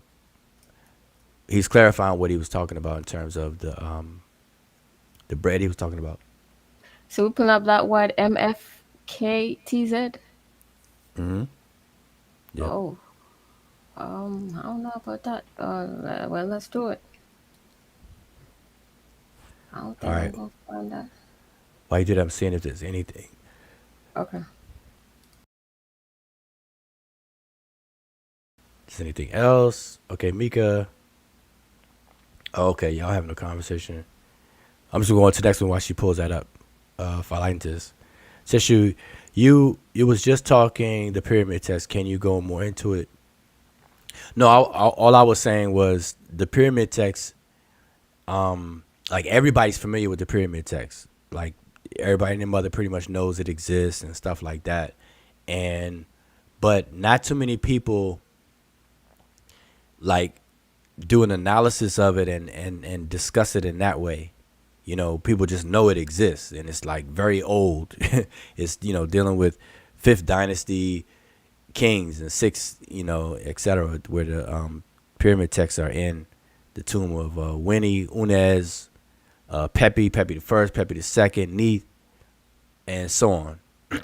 And what I was saying was people should strive to get to the point where they can re-examine or examine the pyramid text without the risk of putting their biases in it, and be open to understand the wealth of figurative expressions that the Egyptians and the scribes utilize within all these different texts. But the pyramid text is something that is just sitting there, and there's plenty of it. And so I was just giving an example of a lot of the allegory, metaphors, different figurative devices that are used within the pyramid text, like how the deceased king is Heru in some cases, Usir in other cases, and it speaks from the first person. And so when you're reading it, people may get confused and not know that which person is speaking from the perspective. And sometimes Heru is speaking in the third person, but also the first person at the same time. Heru is talking to Heru, but the king is Heru. You know, you got that going on in there. There's just a lot. And see, these are the kind of texts, even the underworld texts, like the Book of Gates that we were talking about, Emiduat or Amduat, the Book of the Heavenly Cow, the Book of the Caverns, the Book of the Earth, all of these different underworld texts, even the Book of the Dead, the Coffin texts, the Pyramid text, Coffin text, Book of the Dead, they kind of progress, like show a progression. But properly understanding those books will give a good insight to a lot of other things that people, without it, they argue about. They argue about, like, people who are well studied in those books, they would never argue about anachronistic racial conversations and think that applies to ancient Egypt or the Egyptians. That's why they don't do it. That's why they don't see it. You rarely see dedicated scholars, active scholars, argue about any of that. Only if they're drawn into an argument, you may get a comment here or there. Other than that, they're not arguing that kind of stuff. The level, I'm going to tell you this, the level that Egyptology is now, its frontier now is trying to figure out the realities behind the wealth of figurative expressions. So it's one thing to learn and analyze the language, its grammar, the writing system, and all those kind of things. That gives you access to the text, right? But then once you have that access, now you have to extract meaning as accurate as possible for an ancient mind. And it's very difficult to do that because we're thinking in our modern minds and modern concepts, and we're trying to equate it for the ancient mind and ancient people and how they thought and stuff and how they express themselves. And it's difficult. So what's heavily figurative, you still got to find the reality. It represents a reality. You just got to figure it out. So, you know, people who are not familiar with what I'm saying, when I say figurative expressions, we have tons of them today. So the famous one I always use is the butterflies in your stomach. See, that's a metaphor. It's a figurative expression, but we're familiar with it, so we know that there's no literal aspect to that expression at all. There's no butterfly literally in anybody's stomach. So you have to figure out what's the reality that metaphor represents. What's the other side of it? And so the other side of that metaphor is the concept of nervousness. When somebody says it, all they're saying is that they're nervous. So nervous is the reality, and butterflies in the stomach becomes the representation, the figurative representation of that reality. And so again, these so-called religious texts in ancient Egypt, many of the texts are written in a figurative way. And so the frontier of Egyptology now is moving more towards, like, people are starting to get more into trying to recover the realities behind that. You know, and this coincides with the new trend acknowledgement that ancient Egypt is an African civilization and its people were African, because now you can look into other African cultures to get clues to the realities behind these metaphors instead of outside of Africa. You know, you're not going to go to Russia to try to figure out a reality behind a metaphor that is among African people. So these are going hand in hand, and it's good to see. I'm like, it's a good thing. All right. But that's all I was saying about the pyramid text. So peace to the brother Kevin MC Chill is in the building.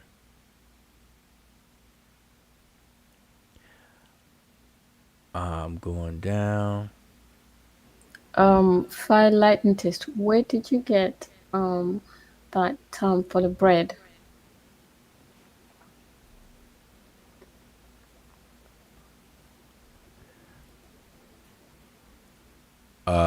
The meth.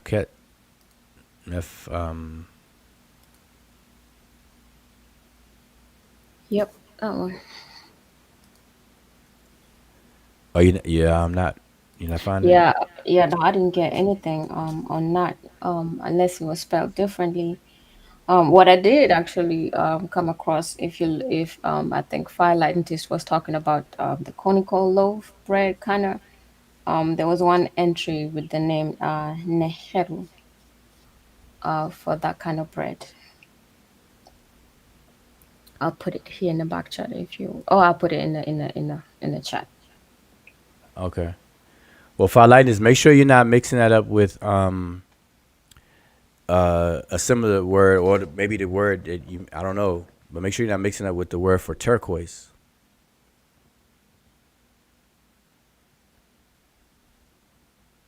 All right, so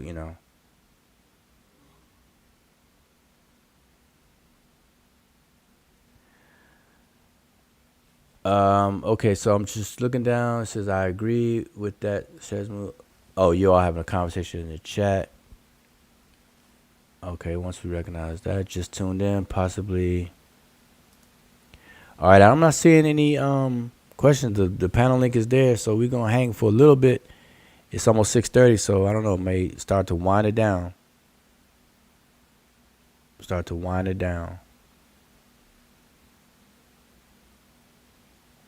Possibly the Kemetic Africans categorize Africans by mental states.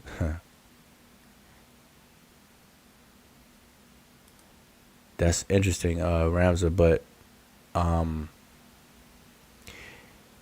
remember that what is psychology? Psychology is the study of the human mind and behavior.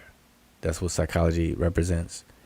And every single action that a human being takes starts in the mind. All right. You have involuntary actions that are within the body that happens on a subconscious level behind your back that you're not consciously aware of or in conscious control of, such as the functions of your body, like the cells. When you eat food, you control everything prior to it getting in your mouth and swallowing. Once you swallow that food, all these different processes that take over from that point on, you're not consciously aware of it or in control. You don't have that direct access to that, to it. But I'm just saying that human actions are preceded by thoughts and what's in the mind. That's why the mind is very, very, very critical in a lot of different ancient societies. They were fascinated about the mind because it's not something that you can physically see, hold in your hand, but yet it's known to exist because your behavior is a reflection of your mind. And when it comes to ancient Egypt, this is one thing that I always say is that the judgment scene in the Book of the Dead, that people are familiar with the scene, the pictures and stuff. But I find in my experience when I ask people what's really going on in that scene, boy, you get a whole bunch of different answers what people think it is, but like nobody's reading the actual text anyway. But a lot of people don't realize that a heart can never be lighter than a feather. And so one thing people should definitely always do is just take literalism out of the picture. Don't think literal at all. And that goes for all these things. But definitely take that out. So you have this scale, and a scale represents weight, but it represents judgment in terms of trying to figure out something. So like if you're trying to judge which is heavier, and we even use that phrase in today, we say, we want to judge something. It's a comparison. So you want to see which one is lighter versus which one is heavier. You look at two things, which one is lighter versus which one is darker, which one is bigger versus which one is smaller. These are comparisons that are made. Comparisons by default are judgments. Another word for judgment is to discern. Discern, judge, compare, weigh it out. People say that phrase, weigh it out. Weigh it out, and then, go for your gut and all the other kind of stuff. Anyway, long story short, though, the scales in the pan, you have a feather on one side and you have a symbol of a heart on the other. And that heart is not meant to be taken literal. The heart represents the mind. The Egyptian word for the mind is the word ib, which is spelled with the heart glyph. So when you're weighing a heart against a feather, a literal heart will never be lighter than a feather, but your mind is lighter than the feather, because it's not a physical object. So people need to think about that.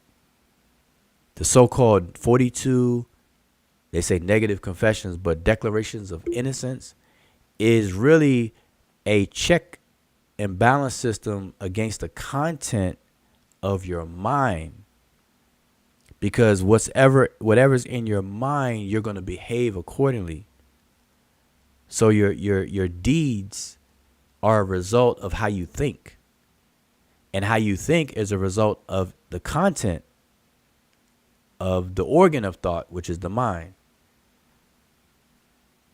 Not literal organ, because that's the brain, but I'm saying the mind is the container for your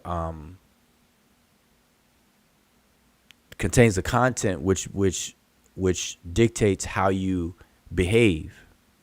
How you think is how you behave. And some people may be more familiar with the phrase, as a man or woman thinketh, so are they. As a man thinketh, so is he. As a woman thinketh, so is she. Everybody hears these phrases all the time, but I don't know how many people like really sit back and do a double take on these things. But that's the judgment scene. It's the comparison of the content of your mind with the precepts that are understood as a standard within the Egyptian society called Ma'at. And I want y'all to notice something. In all of the books of the dead, nobody gets eaten up by that monster, Amit. Nobody's heart is heavier than the feather. Like, no, you know what I'm saying? Everybody's successful. Have y'all ever thought about that? Show me a Book of the Dead where somebody was not successful.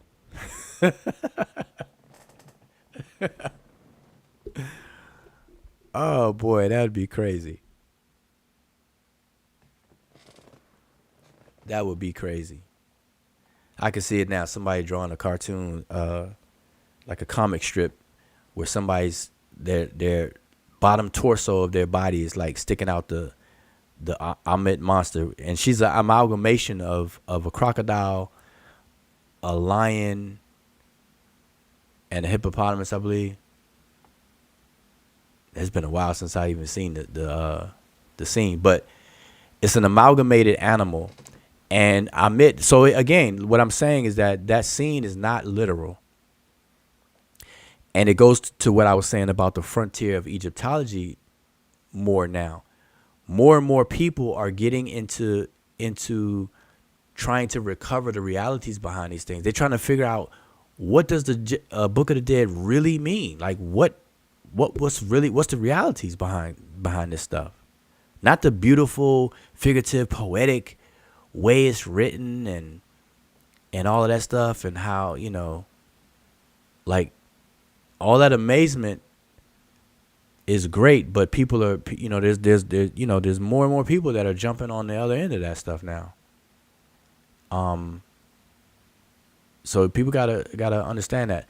But the monster Amit, first of all, the word Amit means to devour, to eat up something. And think about this. Now, I've said this before, but some people here in the chat may have never heard me say this. Notice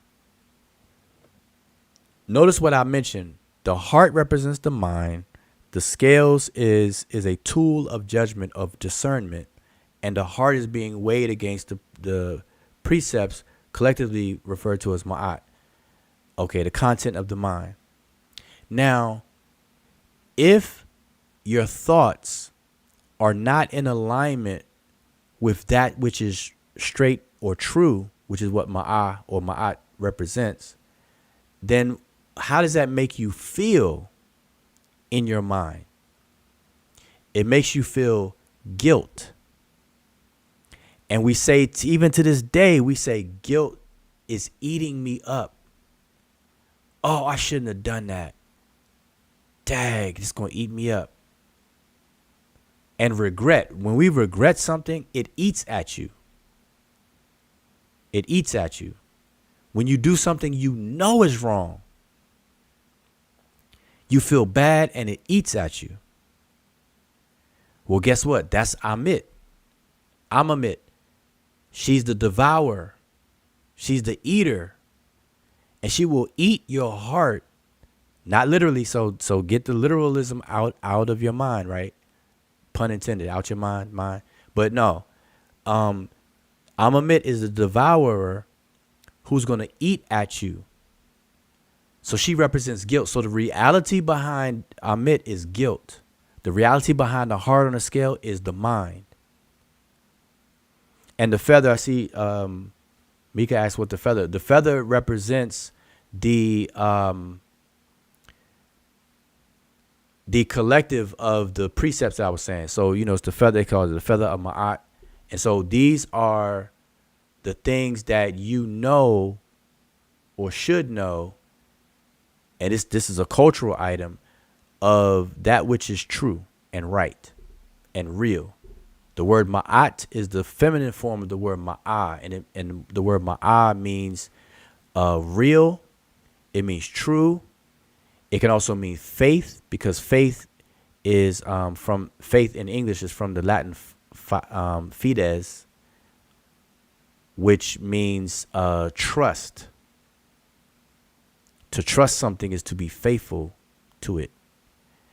All of these things is what ma'ah and ma'at represents. And then by further extensions, you get balance, reciprocity, and all those things, people quote for the meaning of ma'at. But that's what's there. And you go through it, or you're supposed to go through that process every day. Ra'u niyu peret im heru. The utterances for coming forth by death? Nope. By every 10 years? Nope. By every month? Nope. By every year? Nope. Im heru. By day. By day. Daylight. Daylight. So this is a tool to self-check, because you are the wasir that's passing judgment on yourself, because only you know the content of your mind. Nobody else. Nobody else. This is nothing. People got to take the spookism out. Don't nobody know what's going on in your mind but you. So only you can judge you. Think about that. Only you can properly judge you, because only you know all about you. Only you know everything that you're thinking, not thinking, why you thinking it, you know, the guilt trips you go through, the non-guilt trips and all this other kind of stuff. You are the judge. You judge yourself. The deceased is called Wasir. And who's the ultimate judge? Wasir. Sitting on that throne up upon the pond with the 4 sons of Heru in front of him and his 2 sister / wife standing behind him. Aset and Nebet-Hut. I don't even have the picture up, but I know me saying it, y'all are probably picturing the scene where the judgment scene, because right after the judgment scene, the next scene over is Wasir sitting there ready to judge. You're right in the tribunal of Wasir.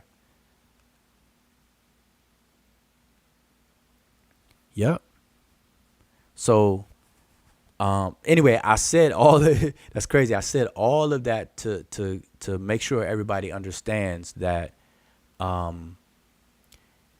the way that many ancient people wrote, and we still do it today, but not to the same extent.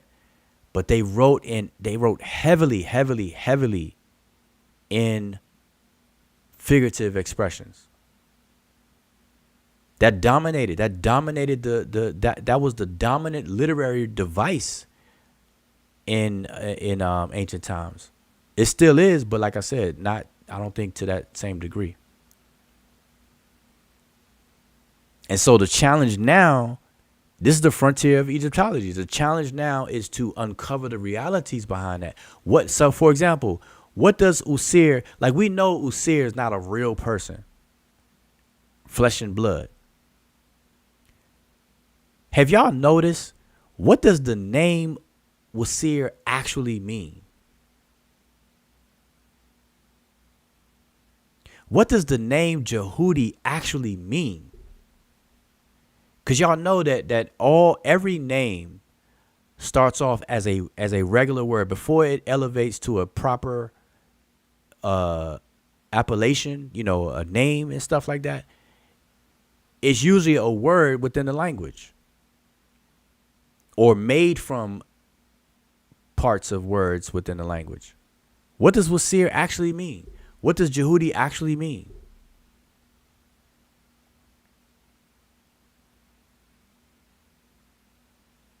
I mean, who else?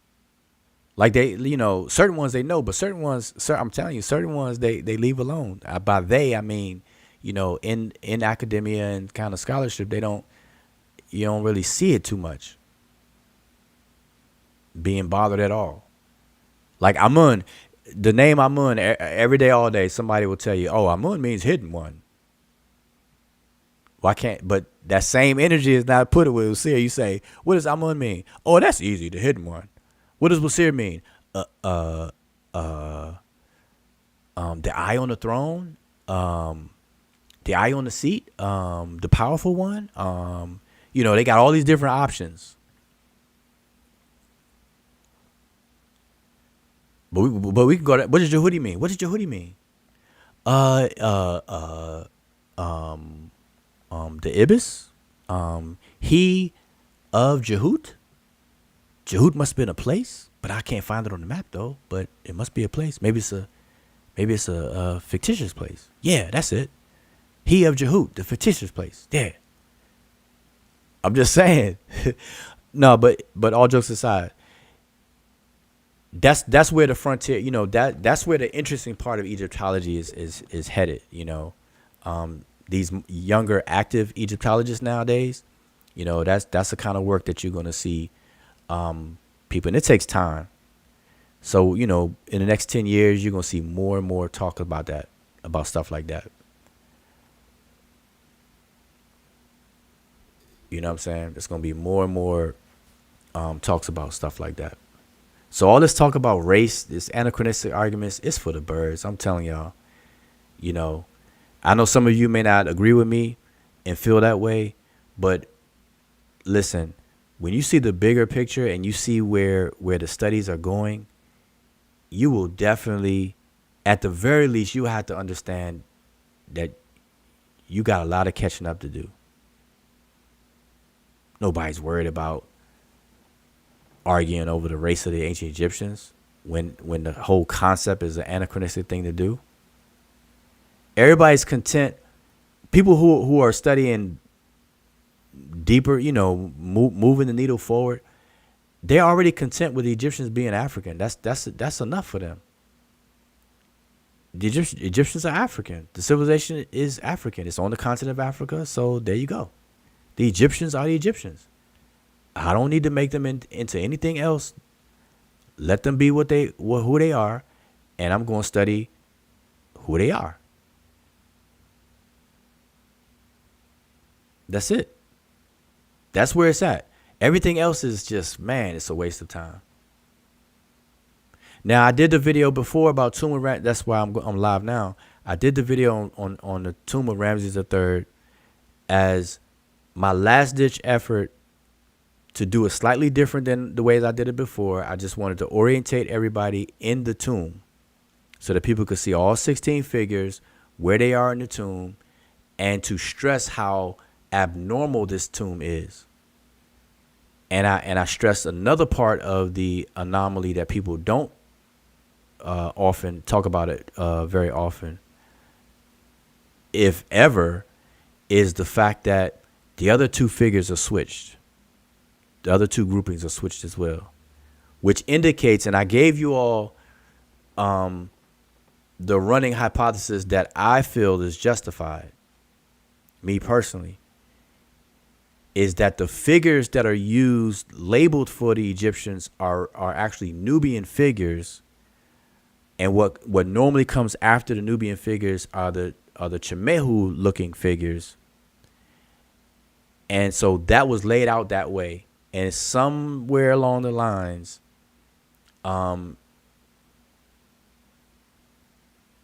they put the Nehisi, which are the Nubians, where they're supposed to be, and the figures matching the label. But the Chimehu, they had to put the Asiatic looking figures for the Chimehu because that's what is missing. So everybody has to understand that. So that was the point of me doing that earlier. So if you missed the video, check it out. I separated my talk now, this open discussion where I'm just, kind of just having a long-winded conversation, separating that from the previous video because I don't want anybody to have an excuse not to have seen it who's interested. I'm not trying to proselytize. I'm not trying to force anybody to watch anything. But if anybody's interested in this topic, in the tomb of Rameses III, the Book of Gates, the so-called Table of Nations, or the 4 races of mankind, all that kind of stuff in this tomb, then boom, give them a link to the video I just did. All right. And if they got questions, I'm always open to it. The comments are unlocked. They're open on under all of our videos. People could leave comments. So yeah, I'm looking at the chat. I don't see any direct questions, but I see you all are kind of having a conversation. And yeah, so Mika, that's right. Every name has a meaning. But now Mika, what's interesting though is a name. We know a name to be a proper, in English we say a proper noun.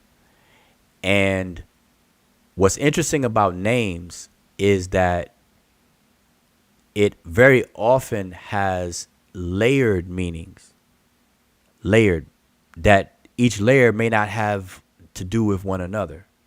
So what's interesting is, okay, I'll give you an example. Okay, let's take the name Mercedes,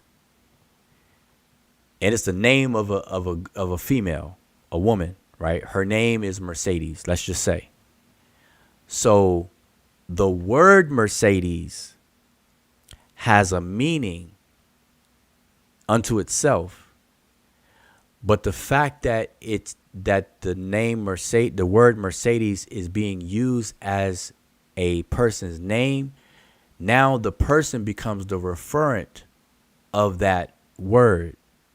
And so the new meaning is as a referent, where the person has nothing to do with what the word actually means. Now I only chose Mercedes because I wanted to pick an odd one, but I do not know what Mercedes means in German. I just know it's a German word.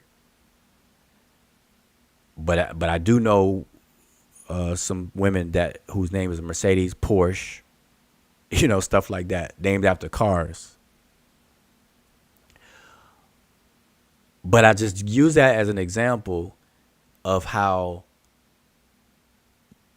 and why names are difficult to ascertain the meanings of. Because what ends up happening, and that's more modern. As you travel backwards in time, names were kept in sync with their meaning. Like names were treated much more value where they were valued highly valued in the past, more so than now. Nowadays, people are named more arbitrarily, just because you like the way it sounds, or it reminds you of your favorite this or favorite that, and stuff like that. So it's just anyway. I just wanted to say that it's interesting when it comes to names. Names are difficult to ascertain meaning from. They really are. In general. All right. Like just back to you, Mika. I think your whole first name is Tamika, right? And I know at some point in everybody's life, everybody look up their name. Everybody looks up their name in first they find out what language it's from, and then you look it up. I know everybody does that. I'm sure people do that. And you're like, dang, my name don't have anything to do with me, or it may, may luck up, or whatever the case is. But then there's some people who just don't know the meaning of their name. They don't know the meaning of the name. And the crazy part is when you meet a person, another English speaker for the first time, and you say, hi, my name is so-and-so, what's yours? And then they give you your name. You don't ask them the meaning. But let you meet a foreign person, that's one of the first things that people ask. They're like, oh, that's a pretty name. What does it mean? That's crazy.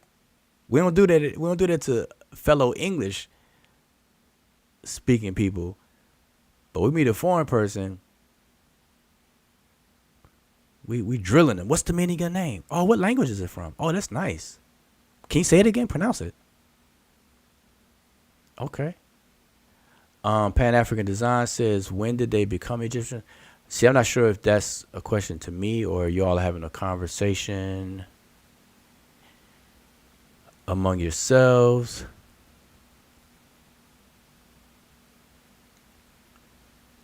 All right. Okay, so I'm gonna assume that you're asking me, when did they become Egyptians? I'm assuming that that's a question for me. When did the Egyptians become Egyptians? That question is answered. You got to keep a couple of things in your mind. You have to come to know a few things. One is that a people become a people. When I say people, I'm talking about a collective. A collective group of people become self-aware of their collectiveness by organic means. It's what they call a tacit agreement among people that happens organically due to perceived shared features and behaviors and things like that that those people deem important. Okay, I'll try to repeat that. A people, which is a collective self, they come to that collective self comes to the realization that it is a collective through a tacit agreement where the people start to see perceived shared behaviors and things like that are important to them. And then they have a sense of belonging to this collective. And so I'm just speaking in general. That's how a people become a people. And we call that ethnicity. And so now when it comes to the ancient Egyptians, over a period of time, and that's one thing we have to stop doing. We have to stop oversimplifying the genesis of ancient Egypt, because the way that we talk about it is like some people woke up, went to sleep one day, and then they woke up the next day, snap, crackle, pop, boom. We're united and we're Egyptians. And that's definitely far from being realistic. It's not how it happened. It was a slow process that took place over time where this collective self-awareness, due to the things that I said, starts to expand and grow and expand and grow and expand and grow. And these individuals saw themselves as the best of humankind. And that's where you get the word Ramech. The word Ramech means people. But in the sense that the Egyptians used it, it was the best way to put it is that they are the people of people. You know how we double down, we say, for real, for real. We'll duplicate that. For real, for real. It's not enough for us to say for real. We gotta say for real, for real. So what the Egyptians are implying is that they are the people of people, not just humans. And every culture around the planet does this to themselves. Like they see themselves as the best of the best. Even in the United States of America. Oh, by the way, before I say that, most, not all, because I don't want to speak in absolutes, because I haven't met all or studied all cultures around the world. But most cultures, according to cultural anthropologists, most cultures around the world, they refer to themselves. Most cultural groups of people, they refer to themselves as people. In their language, the word for people, in their language. It'd be the word for people. Or some, derivative of it. So the ancient Egyptians are no different. They called themselves the people. And everybody else was called something different. Even though they are human beings. But the Egyptians saw themselves as the people of people, in that sense. And now, so what I was saying was, in the United States, you gonna say something, Amicat? Oh yeah, I was just going to say that I think even in once you become a nation, the term the people also always go hand in hand. So you have like we the people, of this particular nation. People, when you refer to yourself as the people, in a nation, and in that sense, I'll just, that's kind of also can be used to look at it like that. So when you say you are we the people of the United States, you're not, or you when you normally, it's understood that when you say that, it's in the context of United States. It's not like you're the only people in the planet. When you go to other countries, for example, in Kenya, we could say, we are the people, and then it doesn't mean that we are the only people, but we're talking about us as as the people of that particular nation. So the word the people always kind of go hand in hand once a nation has been formed. That's absolutely right. I'm glad you said it. That's excellent way to put it. And that's it. Yep. So common sense should tell everyone that when people declare themselves the people, they're not looking at themselves as the only human beings on the planet, but they're setting themselves apart from other human beings. And so yeah, today we do it today. When the United States was inaugurated as a country and under a contract called the Constitution, the preamble starts off, we the people, in order to form a more perfect union, and blah, blah, blah, blah, blah. I used to know that stuff by heart. But we the people, and that's it. We the people of the United States of America, in order to form a more perfect union, we got the word union there. The ancient Egyptians, what did they do? They united. They samatawi that bad boy. They samad that bad boy. That's what we're gonna call it. They samad it. How did Egyptians come about? They samad it. That's gonna be the new word. They samad it.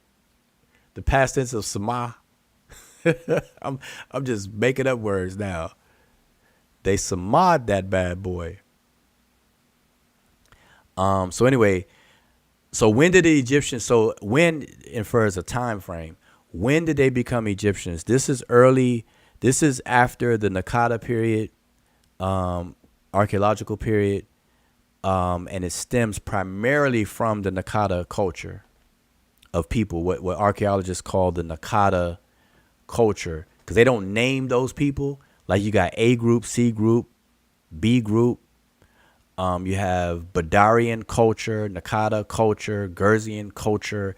These are archaeological terms that have been used because they don't know the names of the people, like what they refer to themselves as.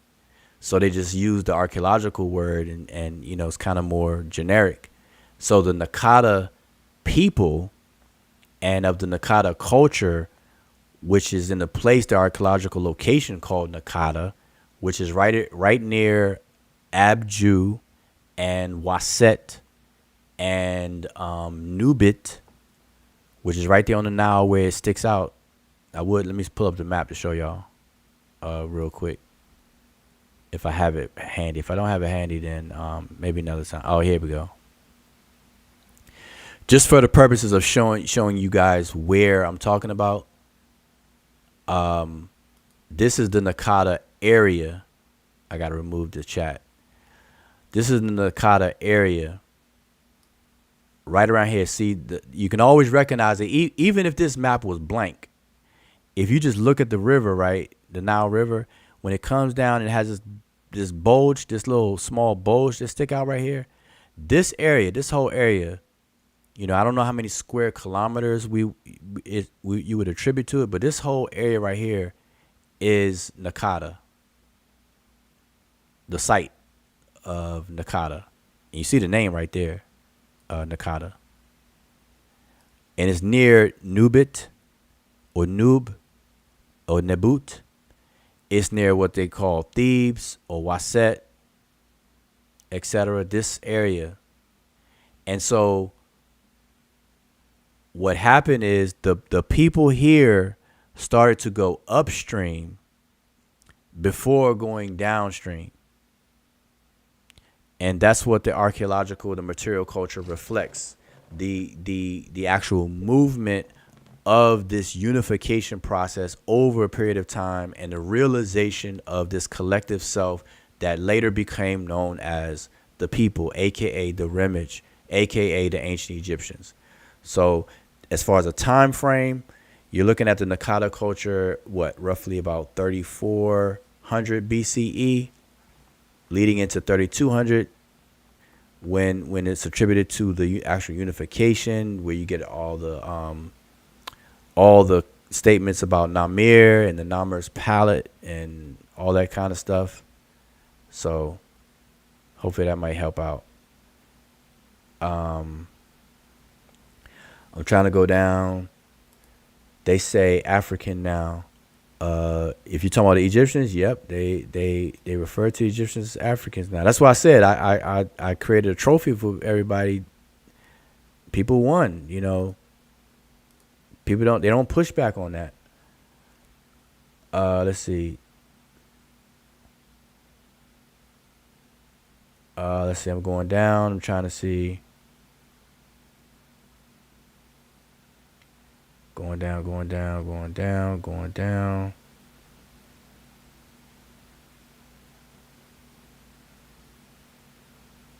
Okay, so Pan African has another question.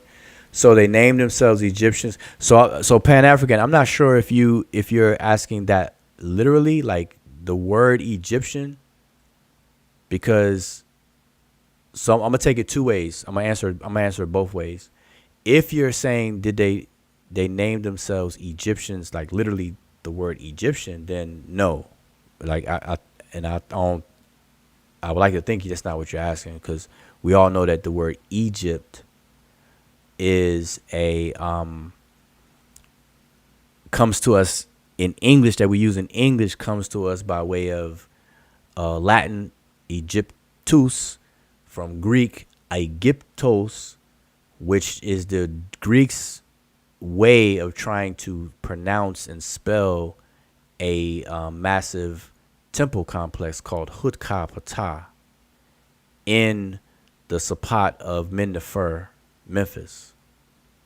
And we have to always keep this in mind. And this is something that I hope you all understand, that Egypt, at certain points in history, Egypt was looked at by foreigners, especially the Greeks, as the Delta. They thought Egypt was just the Delta, down to that oasis, like if I had the map up, and everything below that they considered Ethiopia or Ethiops. At different points in time, different Greek historians and stuff like that through time, if you read different works, you'll see these words pop up and come into existence, used, and come out, just stop using it or whatever. Libya was the name of the whole continent of Africa at one point, and so on and so forth. So we had to keep all this stuff in mind when we talk about that. But anyway, so now I'm gonna answer the other way. If you're saying so they named themselves the Remech, then the answer is yes. They named themselves the Remech because they reserved that word, which means people to us, for themselves when in comparison and distinction of other people around the world. I'm not around the world because they ain't go around the world, but all their neighbors, anybody else they came in contact with, that they had a sense of otherness. You have a sense of collective self versus others. And so for the collective self, they refer to themselves, they reserve the word Remech. And then when they refer to other people, they call them by other words. So you have the Amu. And they had generic terms. And that's another thing people got to keep in mind. The Egyptians used generic terms. So they had layers. So they had a generic term, and then they drilled down and got specific. So, for example, the word Nahisi is a generic term. It doesn't represent a specific group of people. It's a generic term.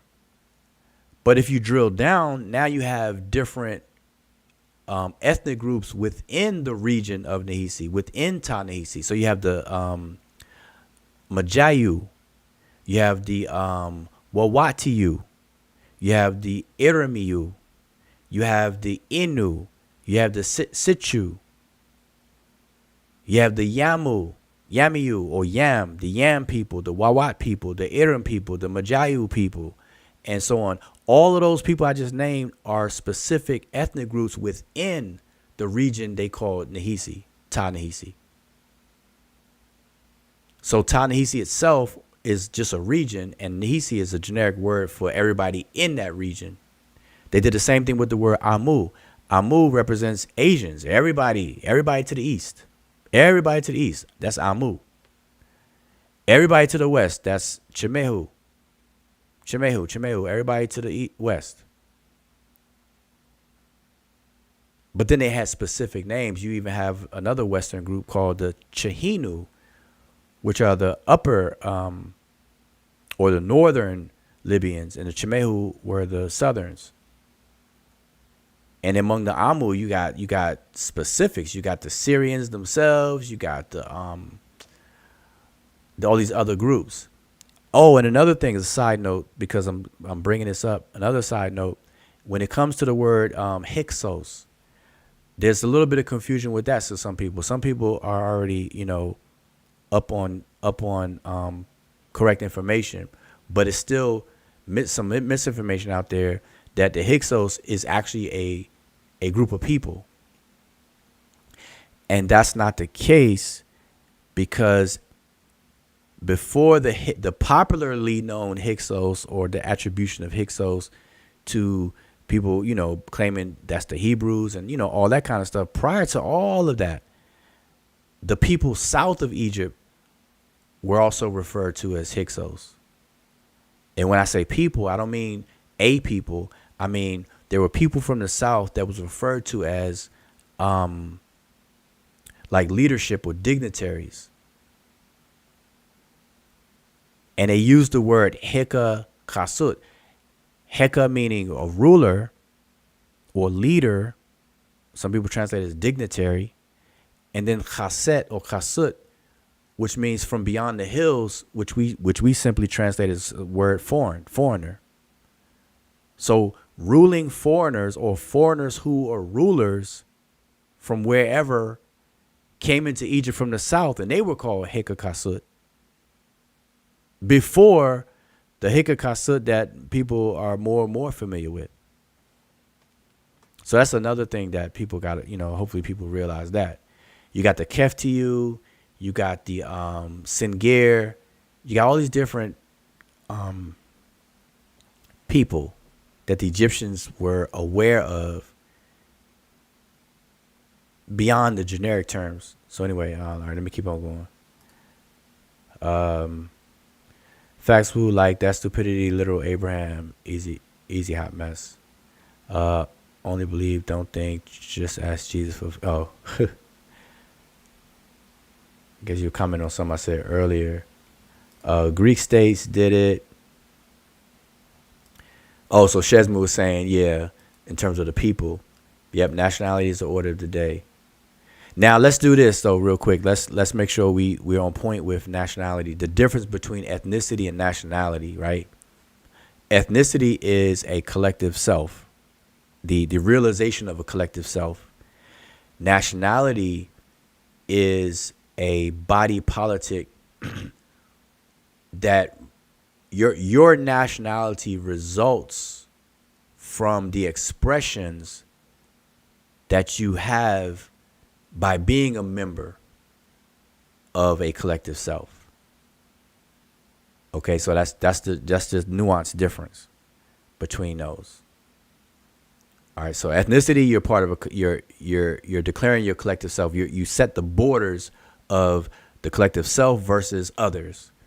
Your nationality is the expression that you give off and engage everyone else by being a member of your collective self. And that's a level higher than ethnicity. If you were to put these in levels and layers, that would be a layer up. So you have nationality, you have continent. Today we have a continental conceptualization now. So you have the belonging to a continent, then a belonging to a nation, then a belonging to an ethnic group, and then within the group you may belong to a clan or not. So those are the layers. All right, so I think hopefully everybody can get that. I know Emiket breaks it down better than I do on that in terms of Kenya. Let's keep on going down. Oh, yeah, I think she said it right here. We Kenyans, We Kenyans had and still have nothing to do with that. That is between the president and No, U.S. that was that was something different. Oh, okay. I thought you Oh, about to break it down. nah, Rams already know. No, just to break it down, like on a national level, we are Kenyans, and then on an ethnic level, I can say I am Luo. Somebody else can say they're Kikuyu. Somebody else can say they are Maasai. And then again, to even make it complicated, sometimes not that I want to, but there could be another Luo person that is not Kenyan, that is Ugandan, or another Luo person that is Tanzanian. Just like there could be another Maasai person that is Tanzania and they're not Kenyan. So, those can actually cut across as well in those areas. So, we could be the same people ethnically, but different people nationally. The same way we can be the same people nationally, but then be very different people ethnically. So, hopefully, I didn't complicate it, but, those are just the different layers. All right, there we go. Nice. Yep. Oh, you forgot to go one more level down from Luo. Among Luo, are there any clans? Yes, we do have different clans. So, I would say I am from the Ugenya clan. And I Okay. think we have about 12 or something or so different clans. Oh, the 12 tribes of Israel. Uh-oh. Oh no, let me. I'll check again. Let me. Don't don't hold me. Don't Soon you quote me say on that. 12, But soon we as you have say 12, 12, boy, 13 or something like that. they gonna grab that. They're gonna say, "Uh-oh, I'm moving to Kenya." That's the 12 clans of Luo. They're gonna change Luo to Judah or Israel. They're gonna say You know. Luo really means Jacob. The L changed to J. Uh, then they're gonna say, well, what was the clan that you did mention that you're from? Ugenya. They gonna say Ugenya is really the word for Judah. Then they're gonna find everybody else. Yep, I'm telling you. No, but okay, that's interesting though. That's a good breakdown though. So you have the continent. Then out of the I'm talking about today. So today we have the continent of Africa that's called Africa, and then the layer under that is the Eastern Union, like the African Union now. That's kind of bubbling up and all that kind of stuff. And then you have the 54 nations, countries. And then below that, you have the ethnic groups.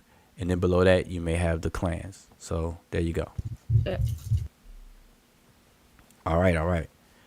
So, okay. So Shesmu said the 42 knowns. Oh, yeah, I'm not.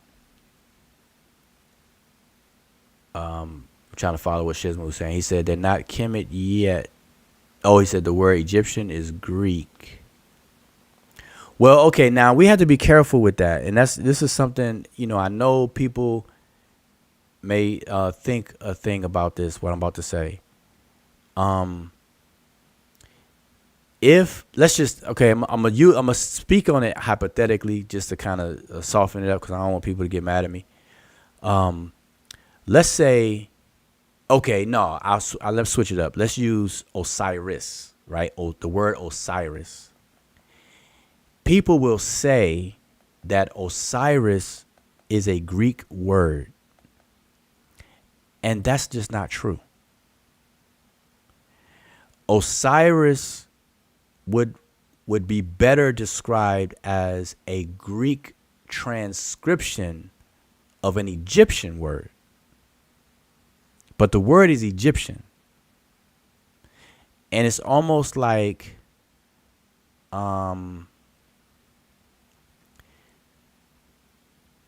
what's a good one today? Like what's a good one today?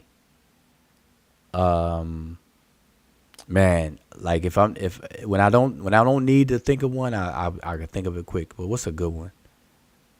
What's a good word that we do English? Like we will transcribe a foreign word and say it in our English way, but we would never say it's an English word. I can't even think of one right now, but it's so many. Boy.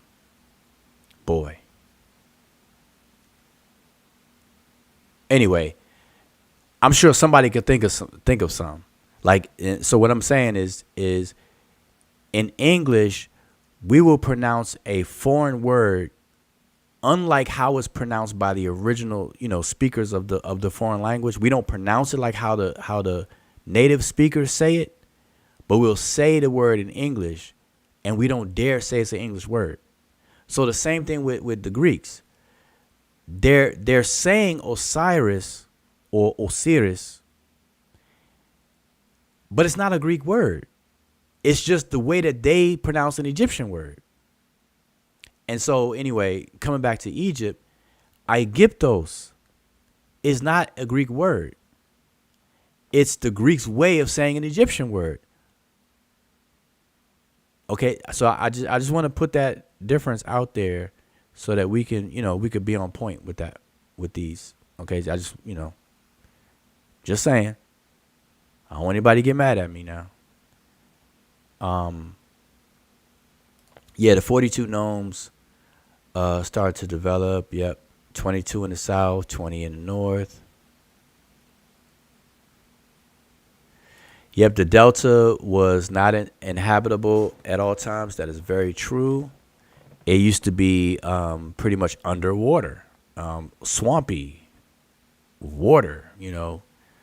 People couldn't inhabit it and live there or anything until later. Over time, the Nile started to build it up. The deposits from the Nile started to raise the terrain up and up and up and up to where it started to form those tributaries where the Nile split. And then came the canal, the governance of and control of all of that, the water and stuff like that. Let's see, keep going down. Okay, Pan-African says, can Eurasians be Africans? I don't understand that question. Can Eurasians be Africans? I don't understand that question. I'm trying to see what you could possibly mean by that question. So you're gonna have to break that down. You got to please reword it. Can Eurasians be Africans? That just seems weird. So I don't I don't understand what you mean by Eurasians or Africans in that question. I know what an African is, an inhabitant of the continent of Africa, and a Eurasian is an inhabitant of the supercontinent of Eurasia. I don't know how you could be both of those at the same time. Like either you're in Eurasia or you're in Africa. So I don't, you got to break that down. Break that down for me. So James, Pan-African Design, know that to be James, is saying, what about Rameses?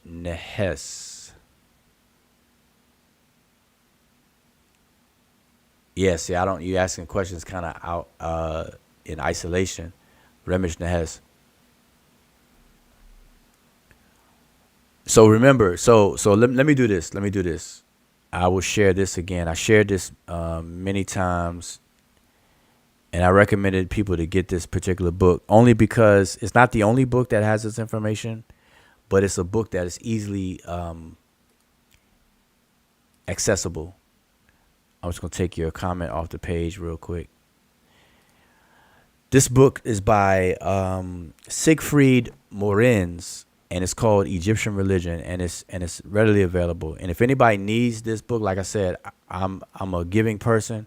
So if you're friends with me on Facebook, inbox me, connect with me on Facebook, and if you see me share any resources or anything like that, don't hesitate to ask me. Okay. We used to have a digital library on our Sesh Medew Netcher website, and I'm gonna get back into. I'm gonna bring that back to the forefront. So all of these things that I got gigs and gigs. I got terabytes of things, and I'm gonna make sure that they're available because I don't want anybody to have any excuses and not having these resources and stuff like that. But anyway, so as we read page 47 out of this book, look at the subtitle here. It says the Egyptocentric outlook, and it's talking about the inhabitants. And if you read the whole thing, and I'm trying to skip because I don't want to just read this whole thing to everybody. I see James have popped in. So James, you're in. I just want to read a little section out of this book, if you could see it, and if you could hear me. So, the Egyptian religion by Morin. So in this section right here, page, what was it, page 47? It says, what holds good for the country is also true for its inhabitants. If Egypt was the nucleus and center of the earth, the Egyptians were naturally its only legitimate inhabitants. This is clear from the way in which concepts which were originally limited to a single political religious group came to mean man and mankind in general. The Egyptians themselves compiled encyclopedic lists of these words, and the whole question has been thoroughly investigated. We know, for example, the concept of pot, which later merely had the general meaning of mankind, originally donated the primeval inhabitants of Egypt at the time when the earth was separated from the sky and the earth god Geb ruled upon the earth. That's where they got pot from. We may consider here in some detail the most important of these concepts, particularly since they have not as yet been studied adequately. The word in question is remech, which definitely came to mean human being. In this sense, it is used to distinguish men from the gods or from animals. It may also mean man as distinct from a woman or boy. Now, there's reliable information to show that the word remech originally also had a restricted meaning. At the beginning of the Old Kingdom, in the admonitions of Ipuwer, contain a lament that foreigners are pouring into northern Egypt and gaining power there. Near the beginning of the surviving text, we read, the tribes of the desert, which is the Kassetiu, have become Egyptians, remech, everywhere. Here, in view of the antithesis, remech cannot, on my account, mean man, but rather means Egyptian, whose incontestable ancestral rights had been appropriated by foreigners wrongfully and contrary to the natural order. And then it goes on and on and on.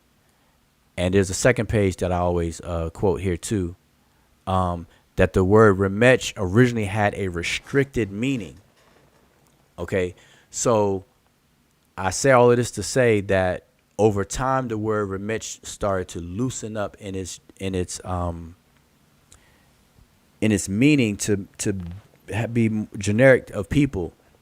But whenever the Egyptians wanted to compare themselves to other people, they kept the word remech for themselves, no matter how generic the word became. They always reserved the word remech for themselves and used other terms for other people. So I just wanted to share that. So, but James, you got the mic.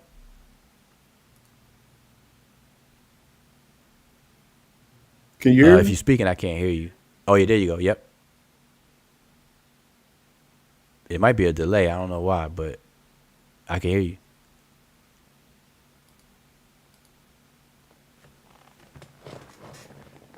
Can you hear me?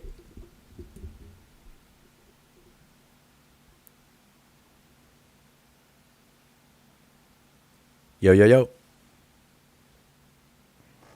Testing, testing. 1, 2, 3. See, this is when I got to make sure I'm being heard. MK, can you hear me? Yeah, can you hear me? Yep. Loud and clear. Okay, yeah, I can hear you, James. Okay, so you can hear me now? Yep. Loud and clear. Oh, okay. Well, okay, that's cool. Yeah, it just seemed like this. What I'm looking at on my screen is saying the mic is muted, but I'm guessing it's not. So what's up, Woo? I Oh, just I don't know came. why. You had. Hey, what's said- going on? Can you hear me? Yeah, I can hear you. Hello? Yep. Yeah. So you were saying something. I had asked a question. I asked a couple of questions, but I was asking them. So it's seemingly like you said that they loosened up the term for remech later on, right? And so then they could add remech and then add the other people tribal names behind that or something. Is that what you're saying later on down the line? Yeah, Just so because it's what you're saying. It became generic after a while, and you could possibly find remech and the Hess or something like that later. well, you can find the term being used for humans and mankind in general. Yes. No, I'm talking about can you find it anywhere in conjunction with somebody else's name, like Ramesh and the Hess or Ramesh Tamehu or however you want to do it. I'm just asking the question. Is that what you're talking about? The loosening up of the term later on down the line. You mean juxtaposed next to each other like Remech Nehes or Remech Chimehu and Remech Yeah, something or else and Ramesh stuff like that? Chemet, or I'm just asking how did they use it? Did they add it or conjoin it with somebody else to make a differentiation who they? Well, well, You what? said it loosened up later on. So what did it loosen up to? Is what I'm asking. Okay, If that's so a way of asking. yeah, that helped me. So the word always meant people, so it didn't change the meaning. It meant people, but it was restricted to the Egyptians at one point, and then they started to use that same word remech when referring to other people. So, for example, when they would capture war prisoners, they would refer to them as remech as well. But they have Ramesh other what? terms. They didn't put nothing. They They have didn't put nothing behind it? they would No, use like, how other do you do terms in if the same everybody's sentence. Ramesh? You're still gonna have to, put a determining factor to find out who they talking about in the sentence, right? Yeah, they Now, would if I say capture you, I'm gonna say, even though we know that I've captured you, it's gonna be James captured Wujau. I got to put your name behind it, so they'll know who I captured. So what I'm saying is, when they capture somebody, did they put Remet and then whatever the last whatever they named to make sure that we knew who they were talking about? Is that what you're saying? that's exactly what I'm saying, but not Mm-hmm. necessarily Okay, that's cool. juxtaposed next to each other. What I'm saying is that you will see the word remech in the same sentence as a Mm-hmm. captured group or a captured soldier. So the Yeah, captured yeah, it ain't got soldier to be may be directly behind. I just wanted to it'll make be sure. oh yeah. So Yeah, that's all I'm I'm saying. just saying That's that, but I'm just saying it ain't got to be directly behind, but maybe in some instances it may, some instances it may not, depending on what the text say. But yeah, I was just yeah. checking out what you were saying. I like the term that you were kind of like making with the term Egyptians only being associated with the Delta. That's pretty nice.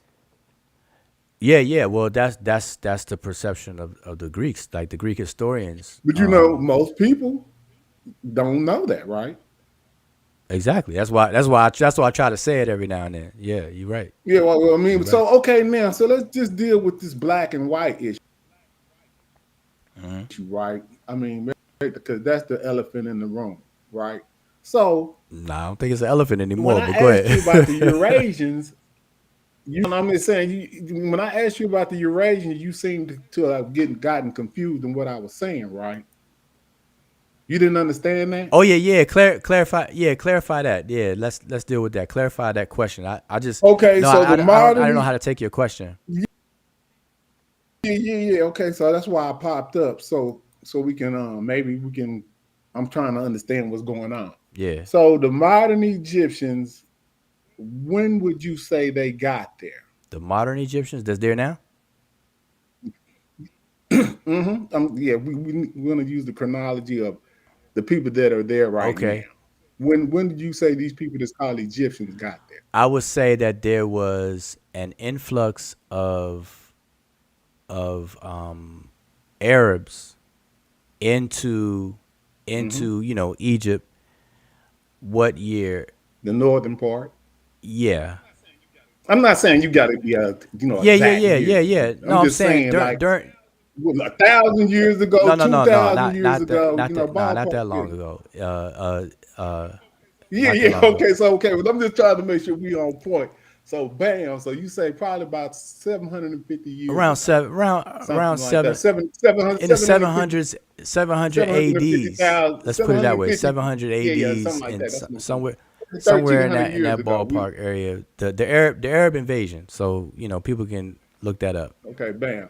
So we But on point with wait. Let that. me So just say this let me just inject this though. Now, that's the okay. modern that's a modern migration. Now, I'm not saying so. I don't want people to think that there was a Yeah, yeah, no, but I'm yeah. I'm saying I not don't doing want that. people to think that because of an Arab invasion that there was a swap like all of a sudden they just replaced everybody. I don't want like that. That would be wrong to put out there. And then also we had to keep in mind that at all times, the northern part of Egypt, especially the northern part, was always a multi a grouping of people that were fed from the west and the east. West being the Libyan side, and the east being the Levantian side. So we always had to keep that in mind. That was even pre-dynastic times that people were up in those areas. Yeah, I would agree with that, but I mean, when you start to try to put the timetable on that, that's kind of getting tricky. You know what I'm saying? Like when would I don't know how you do that, but Well, the I text mean from what I mean, you the read the archaeology. text. Yeah, I'm Yeah, just no, saying, but I'm you read saying the the text. archaeology, the material culture. That's what archaeologists will tell you that the Delta area was there were people inhabiting that was coming back and forth through the two branches, from the left and the right side, which would be Libyan side and the Middle Eastern side in that So area. So that was being done, on a regular basis. yeah, that's neither here nor there. But I'm saying, based on what I've been checking out, those people in the north up until maybe that 1300 BC, I mean that 1300 year ago time frame, a lot of those people, even though they may have been up there, like we're talking about the Romans, the Persians, the Greeks, the Syrians, and all of that Hmm. admixture that took place, the people still retained a lot of their Africanness genetically. You know what I'm saying? And then you got to think about the size of the population at that time. What the world was, it wasn't the population explosion that we're looking at. It wasn't that in that time. You know what I mean? So Yeah, what they well, call the Berbers, they wasn't genetically looking, or they wasn't genetically like that at that time. You know what I mean?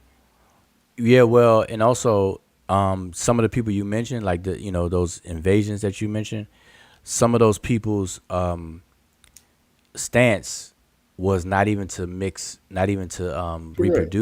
reproduce with the native population, even though they may have been the ruling class, like the Greeks, for example. They really didn't when blend in like that. Yeah, but How just people just how think people about think. this. Well, just think about this, right? Where we Hmm. at right now in America, they just made it legal for us to procreate or legally mix in the 1950s. So just because somebody lives right next to somebody, the rules and the customs and cultures of those people don't mean that they mix.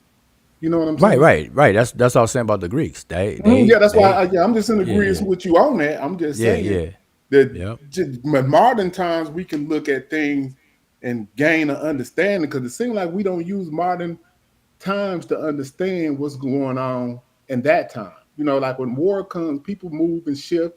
When famine comes, people move and shift. When disaster comes, people move and shift. So it's all type of reasons why people move and shift. But it seems like the argument that's being had, it's just that it seems like we're not understanding that the argument we're having is a fight that didn't start with us. We're just some really people that got into this fight after our enslavement and been able to give an opinion on what we thought history was. You know what I mean? So, because if we go back to the Ten Commandments that comes on every Easter, we know what that is. Wu. You see what I'm saying? So He don't be said the acting like, Ten Commandments, boy. yeah, hold up, don't act Yo, like hold we on. made it. We started the Are you war. talking about the Yul Brynner and Charlton Heston Yeah, version? you know exactly what the indoctrination that we dealing with, Woo. So I mean, y'all act like that we started this fight for what the truth is. We didn't start this Nah, fight. I We definitely just know we better just than now that. got we just got a chance to put our voice into the story. And we say that no, they wasn't Yul Brenner. They wasn't Elizabeth Taylor types. That's where the fight is. So, I mean, and if you look at the new scholarship, it's seemingly like they're kind of like moving into what they called Afrocentric viewpoints. They're starting to acknowledge it as being correct, without saying so. No, they're saying it. They're saying that that the ancient Egyptians were African, and remember Okay, they didn't slow used to down. they What didn't does used to that say that. mean? Hold up. What does that mean? No, hold up. Regardless of what it means, See? what I'm saying. So that's No, why I no. asked you: can a Eurasian be an African? No. Back to that question. Wait, but hear me out. What I'm emphasizing is that they weren't even admitting that much I know. until recent. So until fairly recent, relatively recent, they now more widespread say that, hey, the ancient Egyptian civilization is an African civilization and homegrown. They will say homegrown, indigenous, and they say the ancient Egyptians are African, homegrown. But So okay now. so that but it's seemingly like that's a big change though. That's a big change from early Egyptology for sure. I agree. But it seems like now they skipping over the term black. Rightfully so, because that's anachronistic. That's anachronistic, and everybody who studies culture anthropology. These damn words. You see what I'm saying? Y'all No, need to cut it out. listen. So hold on. Let me ask you this: if we looking at a leopard, right? You know, leopards got spots, right? But some leopards are black, right? You can barely see their spots because of the way that it works. Yep. So they named them panthers, right? But they're the same thing. Some of them can be black. So what I'm saying is, when you saying a panther and a leopard are the same thing, or I go ahead. Just gotta know what you mean. Go ahead. Yeah, I think they, from what I know, they genetically are. They're the same thing. It's just some of them can be black. So when you see something, you give a descriptive term to it. So I don't see nothing wrong with using the terminology of the phenotypical features that you see. That's not racism. That's just something that people use to get you away from identifying with what the hell is going on. Because if you look at the presidential election, look at anything that these people say, they don't even refer to us. When they start talking about us, they say black. And nobody gets offended when they say that. But hold up, but I don't want you to mistake me saying anachronistic from races or racism. So I don't want you to confuse it. I said it's anachronistic. I didn't say racist. No, I'm just talking about in general how this works. Well, no, but I'm saying like everybody has eyes and they could describe things, attributed things like a black shirt, a black cat, a black pot, a black car, and this and that. But that's not when you referring to people. When all the scholars are saying that it's anachronistic to do that, and it's not just with Egyptians, it's period. Like it's an anachronistic thing to try to apply modern concepts to ancient time periods where it doesn't belong. That's what anachronistic means. And so hold on, slow down. Man, you mean to tell me when these people were first writing, because I'll give them, the first people that was writing, you would say that when they drew the blackness for hair or a bull, that's something you can't use. That's anachronistic. Listen to what I just said. Follow what I'm saying. I'm saying, obviously, there's a difference between doing anachronistic comparisons versus describing something. If you describe something as black, like I said, a black cat, a black pot, a black whatever, a black car, or whatever the case is, there's nothing anachronistic about that. What's anachronistic is when you label a collective self-group of people by modern social constructs. See, we got to understand, black is a modern social construct. It's not just a color, because people who identify themselves as black, they're not the actual color black. So there's a big difference. A panther is actually the color black. Okay, so hold on, let me ask you something. That you mentioned. You just said that the Egyptians used the word remet just for them exclusive. Yep. So what is the difference between that and another word? What do you mean? You lost me, huh? What is the difference between using remet and using black as a descriptor for your particular? What is the difference? What I'm saying is they're just naming conventions. No. It's not that. That's he said it's not. How could it not be? I'm about to tell you. I'm about to tell you. Or anything. I'm about to tell you. That's grossly oversimplifying. The ancient Egyptians solidified their ethnicity. Remember, black is not an identity.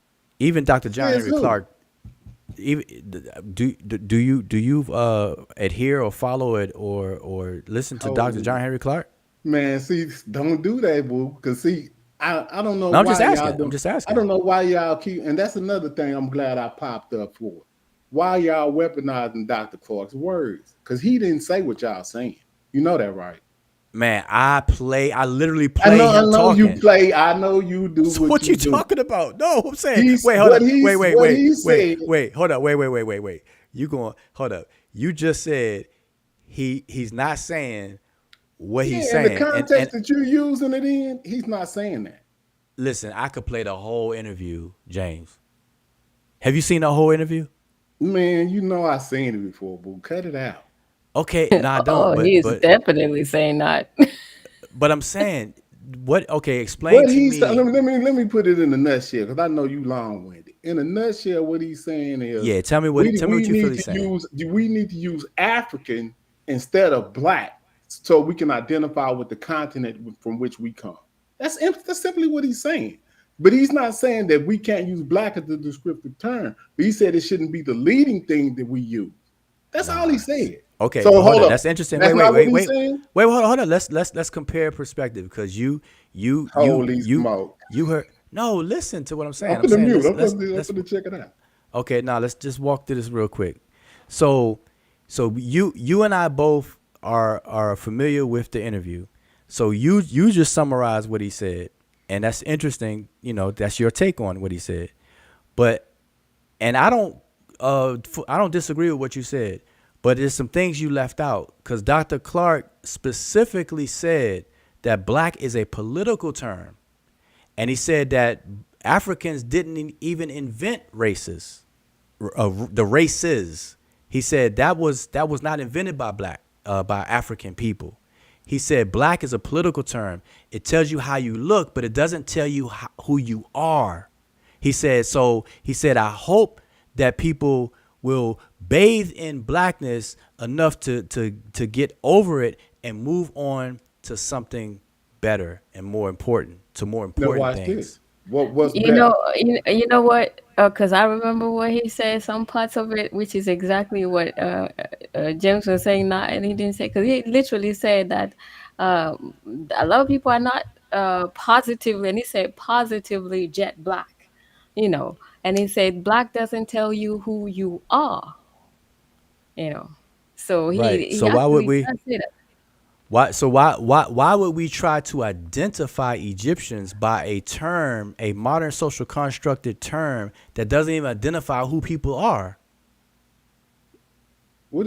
Hold on, what did you just say? Okay, Dr. John Henry Clark says No, I black. ain't talking about what Dr. Clark. I'm talking about what you just said. Repeat that. I know that's what I'm repeating. Why would we Why would we try to identify? We're talking about identity. Why would we identify ancient Egyptians by a term that has a concept that is not even used as an identity? okay. Black is not an identity. Okay, hold Are you okay, I got you. Woo. Okay, work. are you with me with that so far? What does the word Kim mean? Which one? The 'Cause word there's Kim as like as a adjective, color the descriptive or black. whatever. It means black. It means black. Okay, so it means black. Yeah. So did they call themselves Kim?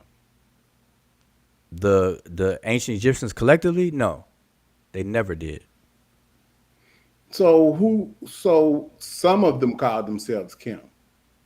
No, you have descriptions, as we always say. You have some people and things that may be described as black, but they don't collectively call themselves black people as a collective, as an identity. They've never done okay, that. okay, so There's no did they text on ever earth call, that you can TLA me or anything that's going to ever say that ancient Egyptians collectively refer to themselves as black, like how people use no, it that ain't what I'm today. asking you. Hold on, why are you doing that? What I'm asking you, did they use the word Kemet for their whole country at one point? Kemet as a toponym, place name, of course. Kemet from the Yeah, 11th dynasty forward. Yeah. so that's what I'm asking you. So I'm asking Definitely. you, why would they pick that particular term, and what does that term mean? You saying it does not mean something with black city or something like that. It means riparian city or a riparian country. So The it ancient doesn't mean a black country. it means the ancient Egyptians used Kemet in in comparison or contradistinction from Desheret. That's what they were using it for. So they were talking about a type of land, which is where they actually lived within their whole possession. So remember, the king owned two types of lands. He owned the area where everybody lived, which had access to water, which is the Kemet proper part. And the king also owned the deserts, which is called Desheret, where nobody lived or very little people. Nobody wanted to live. People lived out of necessity for soldiers and mining purposes and stuff like that. So it was two types of land. That's what it was for. That's why they made that distinction between Kemet and Desheret. So we refer to it as Kemet proper because later on, by the 11th dynasty, both Kemet proper and Desheret were both referred to as Kemet in terms of the name of the whole country, the whole kingdom, I should say. So you have Kemet proper, which is the narrow area where everybody lived, which is near the river, which touched the river, had access to water. Then you had Desheret beyond that. And then by the time 11th dynasty comes, they started to refer to their entire country as Kemet, with in mind that Kemet was Kemet proper where everybody lived. They called it their home, the interior, the residence, which So was the word hold Kanu. on. So why did they change the name to Kemet? Like, why couldn't it just stay the name that it was before they changed it to Kemet? Well, what was it before? I'm asking you. Like, Ty Mary, Ty Seti, Ty Mary. See, All of the names that they used before. Why wouldn't they? What was the need for the change to something called Kemet? well, the names before was Tawi, which Yeah, I'm just was saying, yeah, the two lands. But what is the reasoning? Why would they need to change it to Kemet? when you say change it to Kemet, you have to realize that the previous names never disappeared. They were always in use. So Kemet never replaced Tawi. So hold So on. so so But we so have to they we was have so to Kemet was never used for just the whole entirety of the whole thing at one point. yeah, but not as a replacement for Tawi. While the country was also called Kemet, it was still being called Tawi. So you have Neb Tawi as an epithet of the king before you get to his throne name. Neb Tawi, Wasser Ma'at Ra Satepin Ra, Sa Ra, Ramesu, Medi Amen. You have stuff like that. So even though it was called Kemet, it was still always called Tawi. Tawi never lost its name. Not even Khenu, which means the interior of the residence. Not even Idebwi, which is the two riverbanks. These names never disappeared. All that's well and fine. But Okay. what I'm asking, and you still ain't answering the question, don't seem, and maybe I missed it. What was the need to change it to that name? If it was I already, if it was already, had a name for the two lands. When it's split up, they could just say the one land. This is split up, and this is upper and this is lower. But what would the need to be to change it to something called Kemet at any point? Well, see, every time you ask me that, I'm trying to shape your question better. They didn't change the name. They started to use an additional name. That's why I'm telling you, Tawi was always still the name. And the reason why they started to use Kemet as an additional name to add on, remember, Kemet and Tameri appeared at the same time. You started using Kemet because Kemet was the type of land where everybody lived. They referred to that as their home, not the Desheret, not the desert part. The desert was a natural border and protector of their pride possession, which was the Kemet part of their land. So that elevated in use. So So hold Kemet on. You saying represents. hold on. You saying they switched the name because they realized that they was living on the black land. No, I did, that's not. That's definitely not what I said. They didn't realize they lived there the whole time. But hold on, I'm just asking you, why would they need to fill the name of the black land or whatever? Because that's what they live on. Or they didn't know that. You saying they knew it the whole time. They just wanted to go ahead and just make it official.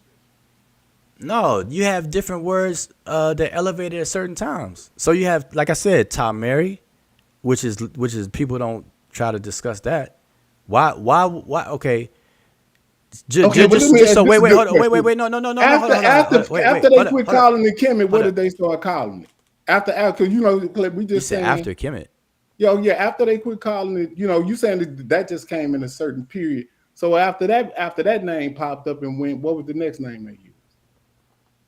No, Kemet was riding until the kingdom fell. Oh, okay. Like it added on. So I want you to get this. They added Kemet. The word Kemet elevated in use, but at the same time Kemet came in use and was elevated in use. This Tom Mary was also injected and started to be used as well at the same time. 11th dynasty. But people don't speak on Tom Mary because you can ask the same question. If they lived in the area that inundated all the time for the whole existence, why all of a sudden did they feel the need to start saying Tom Mary, which means the inundated land?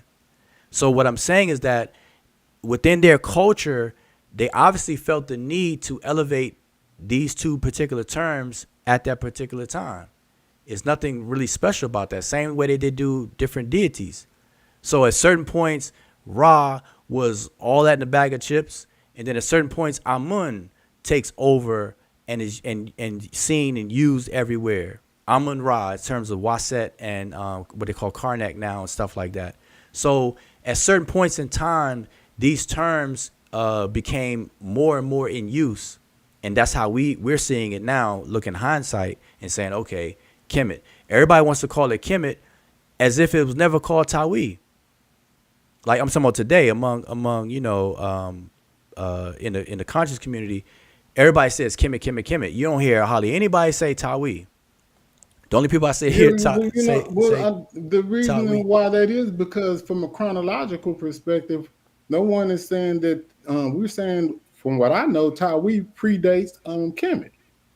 Yeah, but Tawi was I'm always now, used. am I making that up or what's going on? No.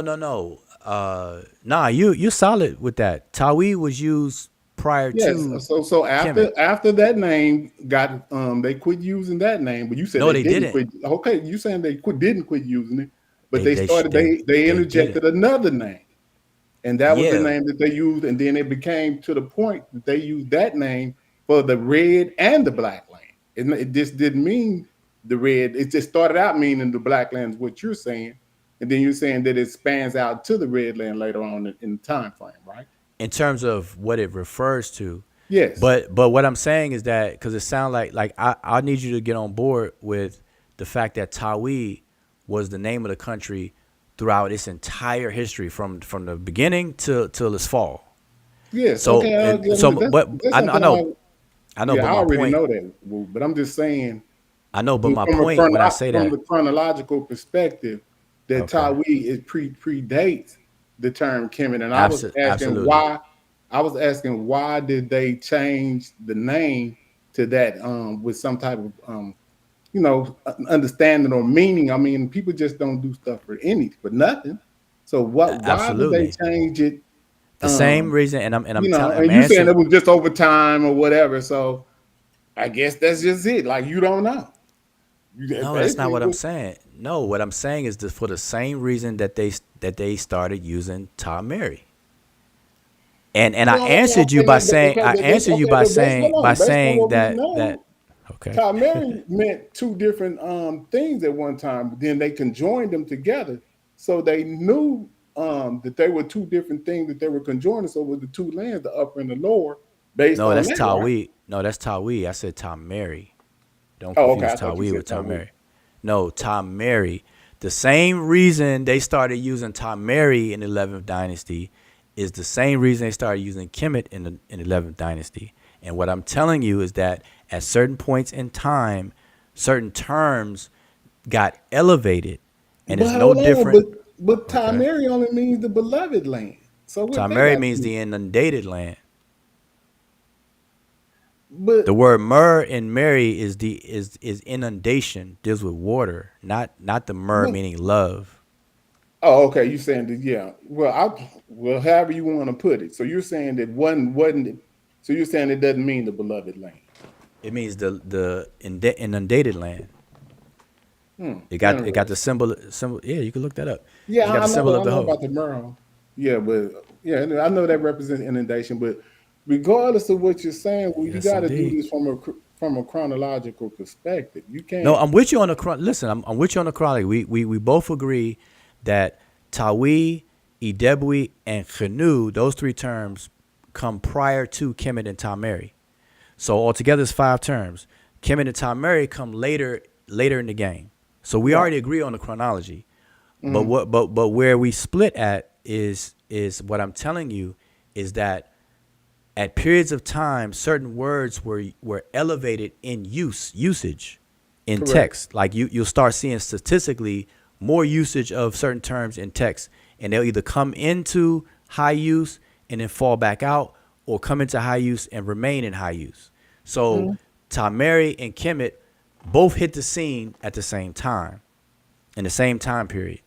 And so I'm saying at that time period, there was an elevation in the use of those two particular designations for the country, because that's where they live, both in the area of Kemet proper and in the area of their land that inundated. They lived in that area literally. They didn't live beyond that. They didn't live out there in the desert. Nobody wanted to live out there in the desert. So that was where their country is. And if you let me ask you this: have you ever read what's the guy's name? Ogden Golay's text about the name the Egyptians naming their country? Have you ever read that text by him, Ogden Golay? no. Okay, I would definitely suggest you read it, you check it out, But no, because you're talking about the book that you just was reading from just a minute ago. no, that's a totally different book.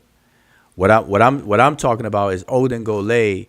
He did a treatment on the names of the country of Egypt, and he specifically talks about Tameri and Kemet, and he's talking about at that particular time the concept of borders started to peek its head within the conceptualization of ancient Egypt and so on. And it's a good thing. So I would definitely suggest you read that and check that out, Right. because Yeah. that will give you more insight on some of the elements that fed into why the elevation of those two terms at that particular time. Yeah, but I already got a pretty good base understanding of why they did it. I was just asking you. You know what I mean? So Okay. but you like you, I guess you kind of seemingly kind of didn't answer the question in the way that I thought that maybe should be answered. But everything is Okay. cool. I just came through to just see what was happening with you. All right. I appreciate it, man. You're always welcome. Always welcome. Right on. Yeah. So peace in me, cat. Peace I'm finna get ready to slide out. All right. All Cool. right. Peace. Peace. All right. Hold it. All right. That was our good brother James Pan African. Oh, he put it Pan African James. I know he had Pan African Design. I think that's still his company's name. He just left. He will be able to verify that for us. But that's Pan African James. Everybody, our good brother Pan African James. So I'm gonna spend this a little bit more time on here because this is a little longer than I was expecting.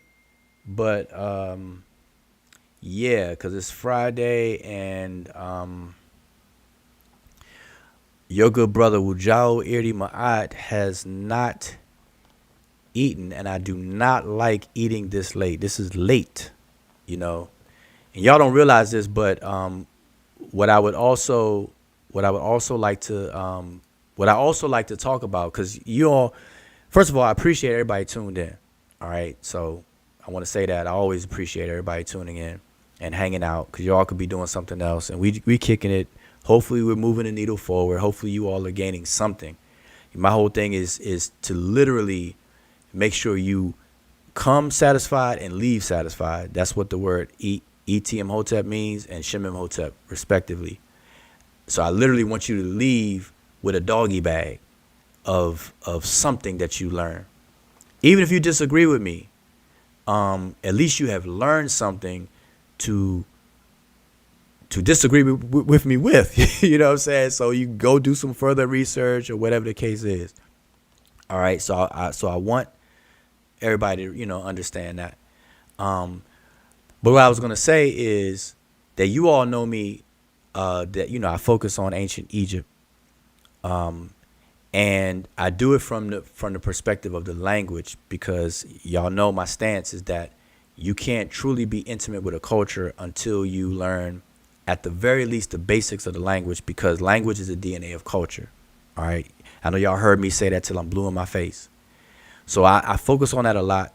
I've been doing this for a long time. I've been teaching the language for over a decade, to all levels of people. All right. And so my next thing with that is that I'm going to go full-fledged into setting up grammar classes. So it's going to be next level, advanced level grammar classes. And so I hope to have that on and up and running, like fully fledged, by next year. And that's going to depend on the publication of the grammar book that I'm working on. I picked it back up, and now I'm back at it. So I just giving y'all a heads up on that.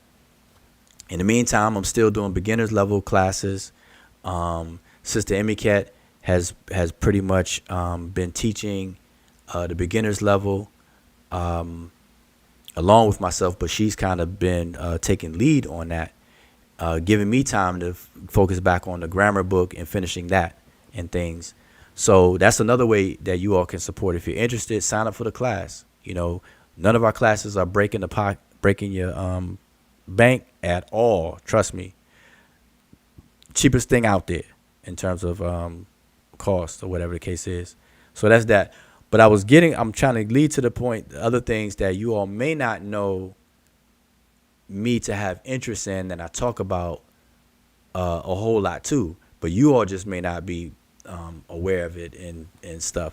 So you all know that on my namesake YouTube channel, Wujao YouTube channel, I've talked about DNA information in terms of ancestry, genealogy and things like that, trying to clarify some things, for family and friends, people I know, and even people in the social community. I also talked about political things in terms of ethnicity, race, and race, quote unquote, race politics, especially centered around reparations during the last election cycle. So we're coming up on an election cycle, so I'm going to definitely get back and engage those kind of conversations. But now something that I haven't really discussed is health. And so that's another thing that I enjoy dealing with, is health. And that's something everybody needs to maintain and have a healthy lifestyle and stuff, and longevity, everything. Like, you can't get around health, period. And I don't think that that's talked about enough. And so I'm going to try to trigger those kinds of conversations about health, maybe on my other channel. Now, and I can discuss health here on this channel related to Egypt when it comes to the Egyptian concepts of health, dealing with the physicians, the medical papyri, Sekhmet, the Sunu, which are the medical doctors of ancient Egypt, and all those good things. Those are some very interesting things too. So I'm gonna be touching on that. I'm gonna get with the brother Sanjeti, and maybe we'll work out some presentations on the aspects of health as it relates to ancient Egypt and its contributions to the modern, medical medicine, even today, if there are any, or, even if it's principles. So anyway, be on the lookout for all those things. But that's what I feel that, that's what you all can expect and look out for me, along with the continuation, talking about the Egyptian culture and stuff like that. All right. So just want to kind of put that out there. But what made me think about it is because I looked at the time and it's 8:00 and, I don't like to eat late. Like I consider this late in terms of eating. And then that just made me think about, health and healthy life cycles and healthy lifestyle, and stuff like that. So anyway, that's what made me think about that. So, anyway, yeah, I wanna kind of, I guess, wind down. But if you all got any questions, I'm just scanning the, I'm scanning the chat right now again. Let's see. But anyway, yeah, shout out to everybody who's tuned in. The panel link is still there if you got some last minute some words or something you want to share. We got Setep and, oh my goodness, we got Setep and Ra in the building. Now y'all know, man, hold up. Do I have some music or something? Do I have is it snow? Imicat, is it snowing outside? Is it like it's like 100 degrees? Is it snow? Let me look outside. Is it snowing outside? It might later. Is that that's somebody hacked his account. That's not Setep. Does it say SETEP? Setep in I think the real Setep and Ra had a after the R. It was Setep and Ra, not Ray. Mary, I meant. So I don't believe that. I don't believe that. Nope. Setep and Ra, what's the password? You got to say the password or something so I know that's really that's really you. All jokes aside, peace to the brother Setep and Ra, man. I haven't seen him in a minute. It's been a long minute, boy. Brother done grew dreads. He trying to catch up with me. Grew dreads. I don't even know if he still have his locks. Grew locks and some more stuff. Anyway, shout out to Setep and Ra is in the building. See now we can start the party. See, now that Setep and Ra is here, now listen, it's 8:00. We're gonna go till 12. Just because Setep and Ra stepped up in the building. Now we can get down. Now the gloves are off. Now it's time to really get down. Now it's time to deal with the smoke, the fire, and everything. Because Setep and Ra is in the building. So there you go. But shout out to the brother. Okay, so back to the questions here. Back to the questions. With any questions? But yeah, appreciate James for coming through, man. You're always welcome to come through. And I always like to build. I'm, solution based. I like to figure, I like to always start with what we agree on and then work our way to the fork in the road, and then have a good, respectful conversation about whatever is disagreed. That's how we should do it. That's how I grew up, That's just how I grew up. You start with what you agree on. You figure that out first. Hold up. So Teddy says, I want to hear Wu talk to the Abos to see how pay. Oh, I don't know. I kind of stay away from Abos, flat earthers and Abos. I don't do that. I don't do those. I think that would break my patience. So I don't walk into that. Nope. So let's see what else. Oh, Shesmu waters Aquafina. Oh, that's the water you were saying. Okay, Aquafina. Now I'm a Deer Park person. Hey, listen, I hope everybody got past that alkaline, the alkaline movement. Listen, and I'm gonna tell y'all. See, I like to talk about health, and I'm fascinated. When I'm curious about something, I dive into it. If any of y'all knew me personally, I'm sure y'all would know this about me. But like when I deal with health, obviously, I'm not in the medical field, so I'm not a doctor and going through the training. That's like 8 years and 12 years and whatnot. But I am a nutrition coach, you know, and so as a nutrition coach, you are allowed to you're allowed to work with actual doctors and nurses, and even in hospital settings, you can consult and deal with clients. You can never refer to your clients as patients. So people, I know people out there who get a nutrition coach certification, then all of a sudden they call themselves this and that and the third, and that's illegal. You're not supposed to be doing that. So, but as a nutrition coach, it's really good because it allows you to consult with clients and outline, get people back into a healthy lifestyle based on, their goals and things like that. You get to work with medical professionals who are actually MDs and nurse practitioners and stuff. I get contacted for their patients, but they become my clients, where you discuss where people start to heal from whether it's surgery or anything like that, or just have to have a change in lifestyle and diet and stuff like that, exercise and maintenance and all these other kind of things. So you get into all that, and it's very, very interesting. I like dealing with stuff like that. And I have a family of medical practitioners. My sister is a family nurse practitioner, and my brother is a OBGYN.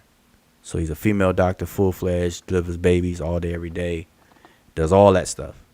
Cesarean sections, all that, OBGYN. So anyway, I'm just sharing that with y'all because, I'm fascinated about health. Plus, when you get older, everybody's getting up in their age, you start paying attention to your health. You got to, things change. So you got to become acquainted. So anyway, I'm saying I like to dive in. So I became certified nutrition coach. And that allows you to, one, you gain skills and you gain the knowledge, accredited knowledge, and you go through accreditation and things like that. But it also allows you to do certain things and to help people in a certain scope. You can't prescribe medicine or do none of that stuff like that, but you can help people out within a certain legal scope and things. So it's really good. So anyway, I like to get into that. So if any of y'all would like minds, and if any of y'all into health and whatnot, contact me, reach out to me, and let's get some conversations going. Other than that, I'm just talking. Let's see. Calvin. So peace to everybody. Some people I'm seeing for the first time. Calvin, I'm not sure if we ever met before, but Sesh, I'm having trouble registering for a class. I sent the email to the info email. Okay, I will definitely look out, Calvin. Quick question, Calvin. Are you on Facebook as well? If so, send me an inbox message, and my name is the same, Wujau. It's the same. WUDJAU. Just look for me on Facebook. But if not, I'm gonna look out for that email. Okay, so Calvin Maury. All right. And I apologize, if you having problems, but I'll definitely get you straight. Definitely get you straight. Let's keep going. So Rameses is talking about medicine. Modern medicine is extraordinary, contrary to certain holistic weirdos. Phyllitis, the alkaline diet is just an antioxidant diet using different terms. Dr. Sebi said the foods were electrical, but all of his foods were high antioxidant, or high in electrons. Okay. Now I was talking about the alkaline. People talking about the pH versus acid versus base, and it's alkaline water. People trying to get like alkaline water 10.0 and stuff, thinking they're gonna alkalize their body, not knowing that the blood pH is at a very, very narrow window. Very narrow window. You're not going to be changing your blood. You actually, the body operates in terms of blood pH. It operates on an equilibrium basis. So when your blood gets too close to the low end of and it's a very narrow number range. When it gets too low, your body's going to trigger some functions to balance it out. If it gets too high, it's closer to the high mark, it's going to balance out. And so if you are constantly at the high mark, or you thinking you're putting your body in that state, it's always going to try to balance out. You're stressing things, and people just don't understand it. Hell, but anyway, I would like to have those conversations. Not right now, but yeah, we can get into that. Mari Bontis, peace. I think this is the first time engaging you, so peace. What book you recommend to start learning about Kemet? Yeah. Okay, number one, I always recommend to fire up an interest in learning the language, because in order to learn about any culture such as Kemet, you have to learn at least the basics of the language, because the language is the DNA of the culture. All right, so always remember that. I always like to start there. So hopefully you get some motivation to learn a language, and we offer beginners classes on that. All right, and a book that goes with that class will be our beginners book, and Emmy can post a link for that. But in general, to answer your question, in general, man, I would say it's hard for me to narrow down. It's like somebody asking people, what's your top 3 rappers? Like who is in your top 5, or who, and stuff like that. And it's really hard to do that. But I can say this: a well-rounded book that touches on a variety of things in ancient Egypt is African Philosophy by Dr. Theophilo Benga. It's called African Philosophy, and I forgot the sub text, but African Philosophy by Dr. Theophilo Benga. It's a 670 some odd page book, but he basically touches on various different aspects of the culture, from astronomy to morals to math to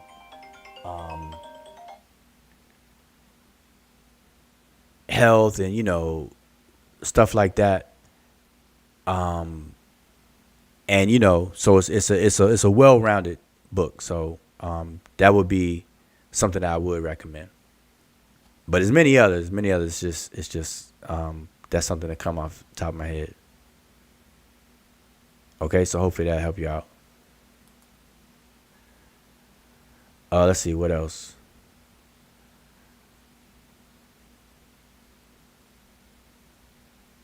All right, so listen. Oh, sorry. I just realized that African Philosophy by Theophilo Benga is actually $296 on Amazon right now. Oh, so wait, whoever I just recommended to, I definitely wouldn't recommend paying that much for it, because the retail price for the book is like, I think 50.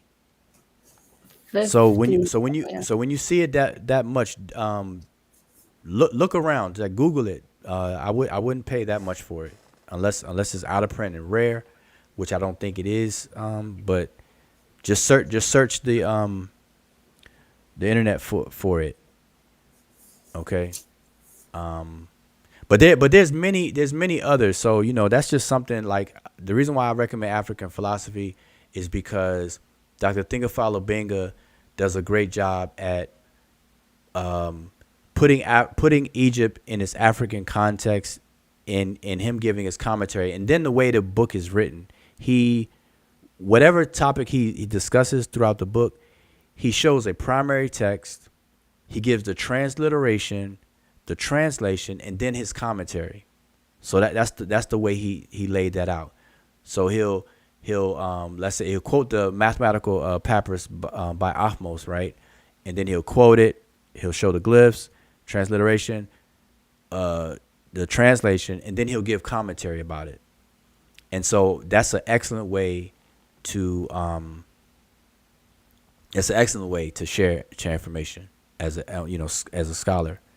And so that's a good reason why I always recommend that book. And then he covers a wide range of information. All right, but there's many books out there.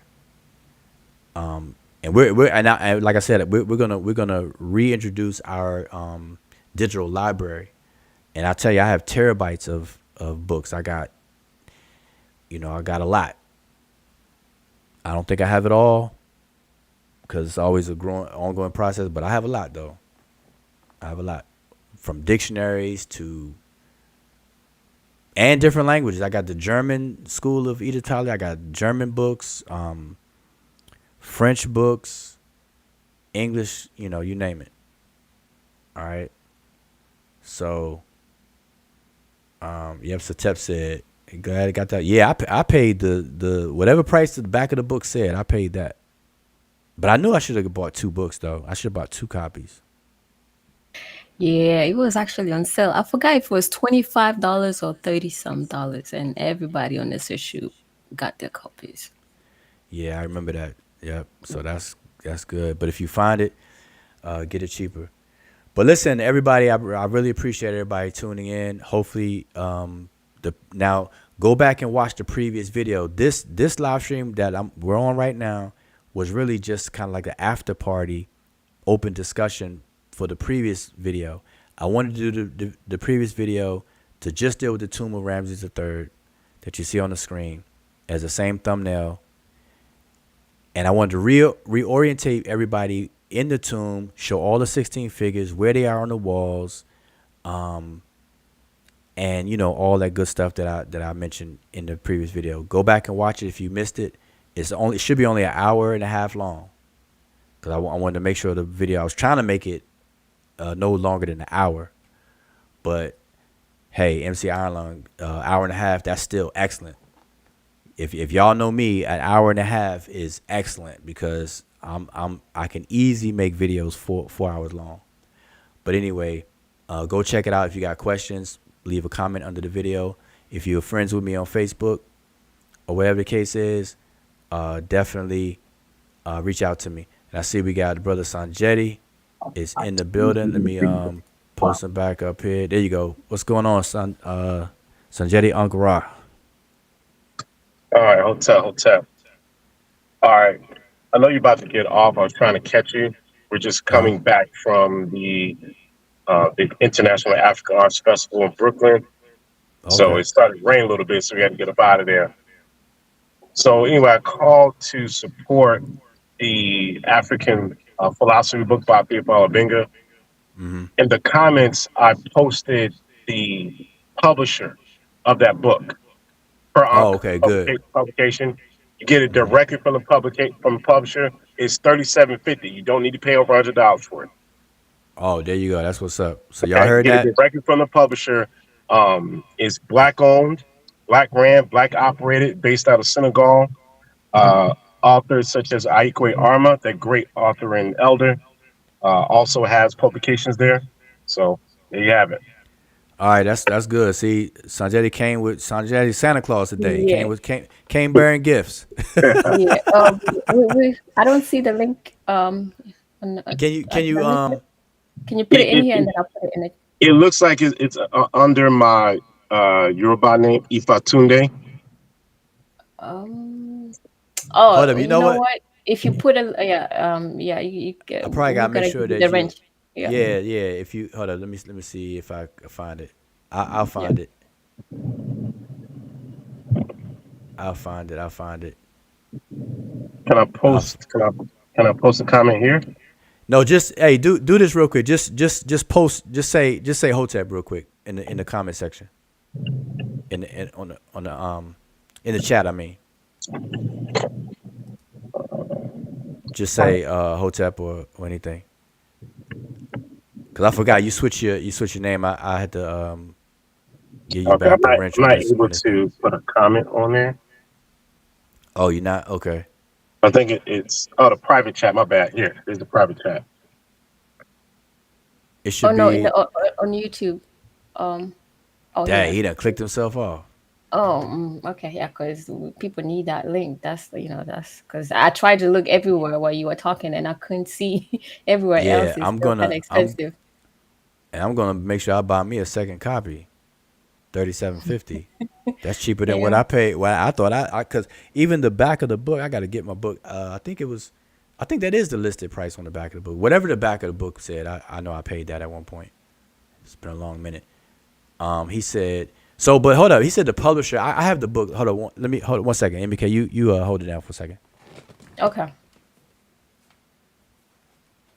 All right. So we are going to hook everyone up with the link of that book because that is a must book to have. Let's see what's going. So Tep says buying 5. Okay, we have Sanjeti back. So are you able to post on the YouTube? I just did. I just did. You did. Okay. So then let's see if we can. It's Oh under. You wow. see, Ifa Tunde Fayemi. No. I, Oh. I put it Okay. Let there me. twice. Oh. Okay, no. If you put the link, that's what I was saying. If you could just comment, period, just say Hotep, because I think you trying to post a link without having a wrench, it's just not showing up. You know what I'm saying? So just type anything. Just you get any letter just to see if your comment comes up. We're here in the stream part here. No, and on the YouTube side, are you looking on the YouTube side? No. Oh, okay. Hold up. If you post it in here, yeah, I don't see it in the private chat either. Dang. So hold up. I have the book here. So it says the publisher per unk. It just says per unk on here, and yeah, it's $32.50 on the back of the book. Yep. But hold on, let me see if I can find it, cause I don't know, cause I know people gonna need that. I mean, whoever, even a lot of people got rusty copies and messed up copies. You need to get a fresh copy. So let me see per unk.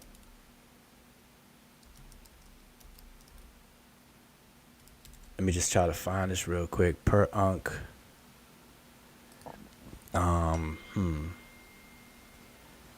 Okay, I think I found it. Is it called Per Unk Books? Oh. No. All right. Can you text it It's to me? on. Yeah. Oh, there you go. There you go. Okay, I got you. You texted it to me. Okay. Yep. I got it. I'll post it up because I don't know. Maybe I'll figure out your why you're not commenting. Yeah, I put it in there twice. But it's cool as long as you got it. Yeah, okay, I'll figure it out. So here it is. I'm gonna post a link in the chat so everybody will have it. This is it right here. The direct link is stores.bbkwan. So Bakwan or bbkwan.com. Nonfiction. So it's nonfiction section of the website. All right, so there you go. Everybody has it.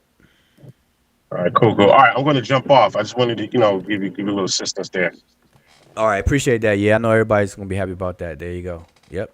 Yeah. All right, good to go. Hotep. Good to go. All right, then. Hotep. All right, so yep, everybody should be good to go. And so we're going to end up, again, I appreciate everybody's tuning in to the show, but definitely check out the previous show live stream. That's what this is all about. This is really just a discussion Q&A from the previous stream. Talked all about Ramses' tomb, the tomb of Ramses III, the 16 figures that is at the heart of a lot of controversy over many years. And people are just unaware of how the tomb looks, the 16 figures, where the placements are, whether they are 8 identical figures or not. Some people were doubting that.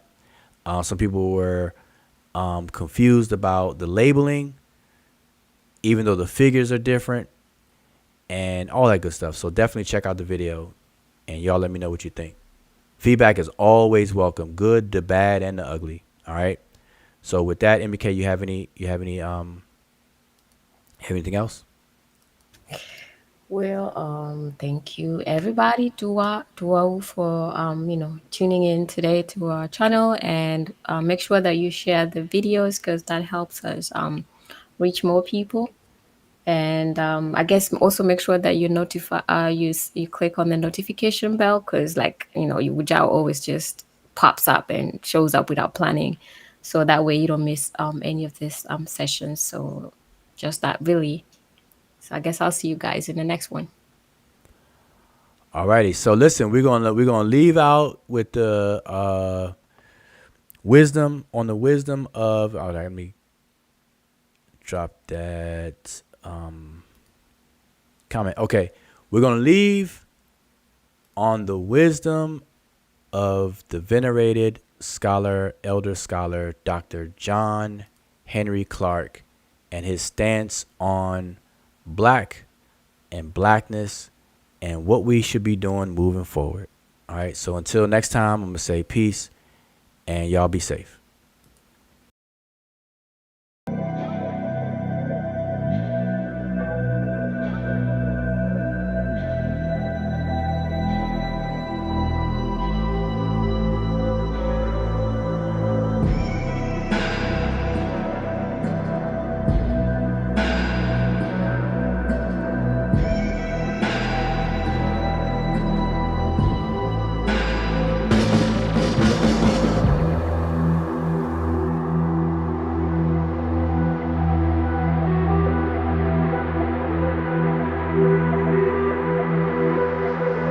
And this is the irony of it all, and this is the trap.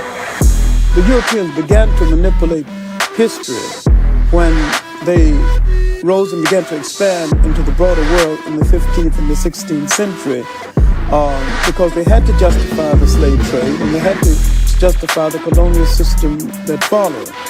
And modern racism has its incubation in that period. You cannot enslave a man and say he's a human being, but he has humanity. Black people have never written any definitions of race, any definitions of what a people. They have never said that these people with these kind of traits belong here.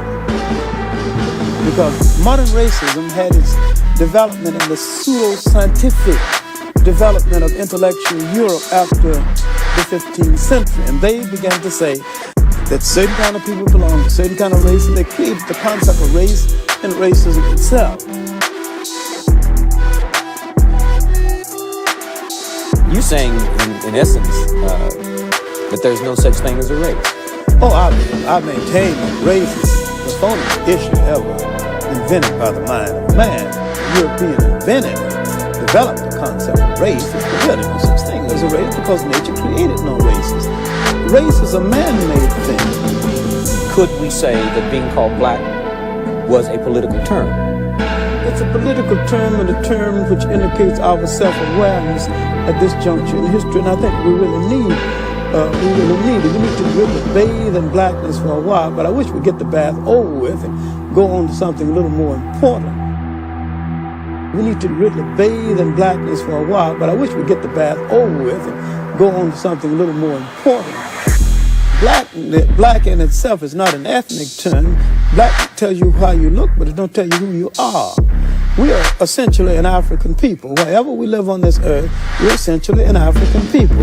And we relate to the millions of African people throughout the world, including the uncounted millions of Africans in Asia.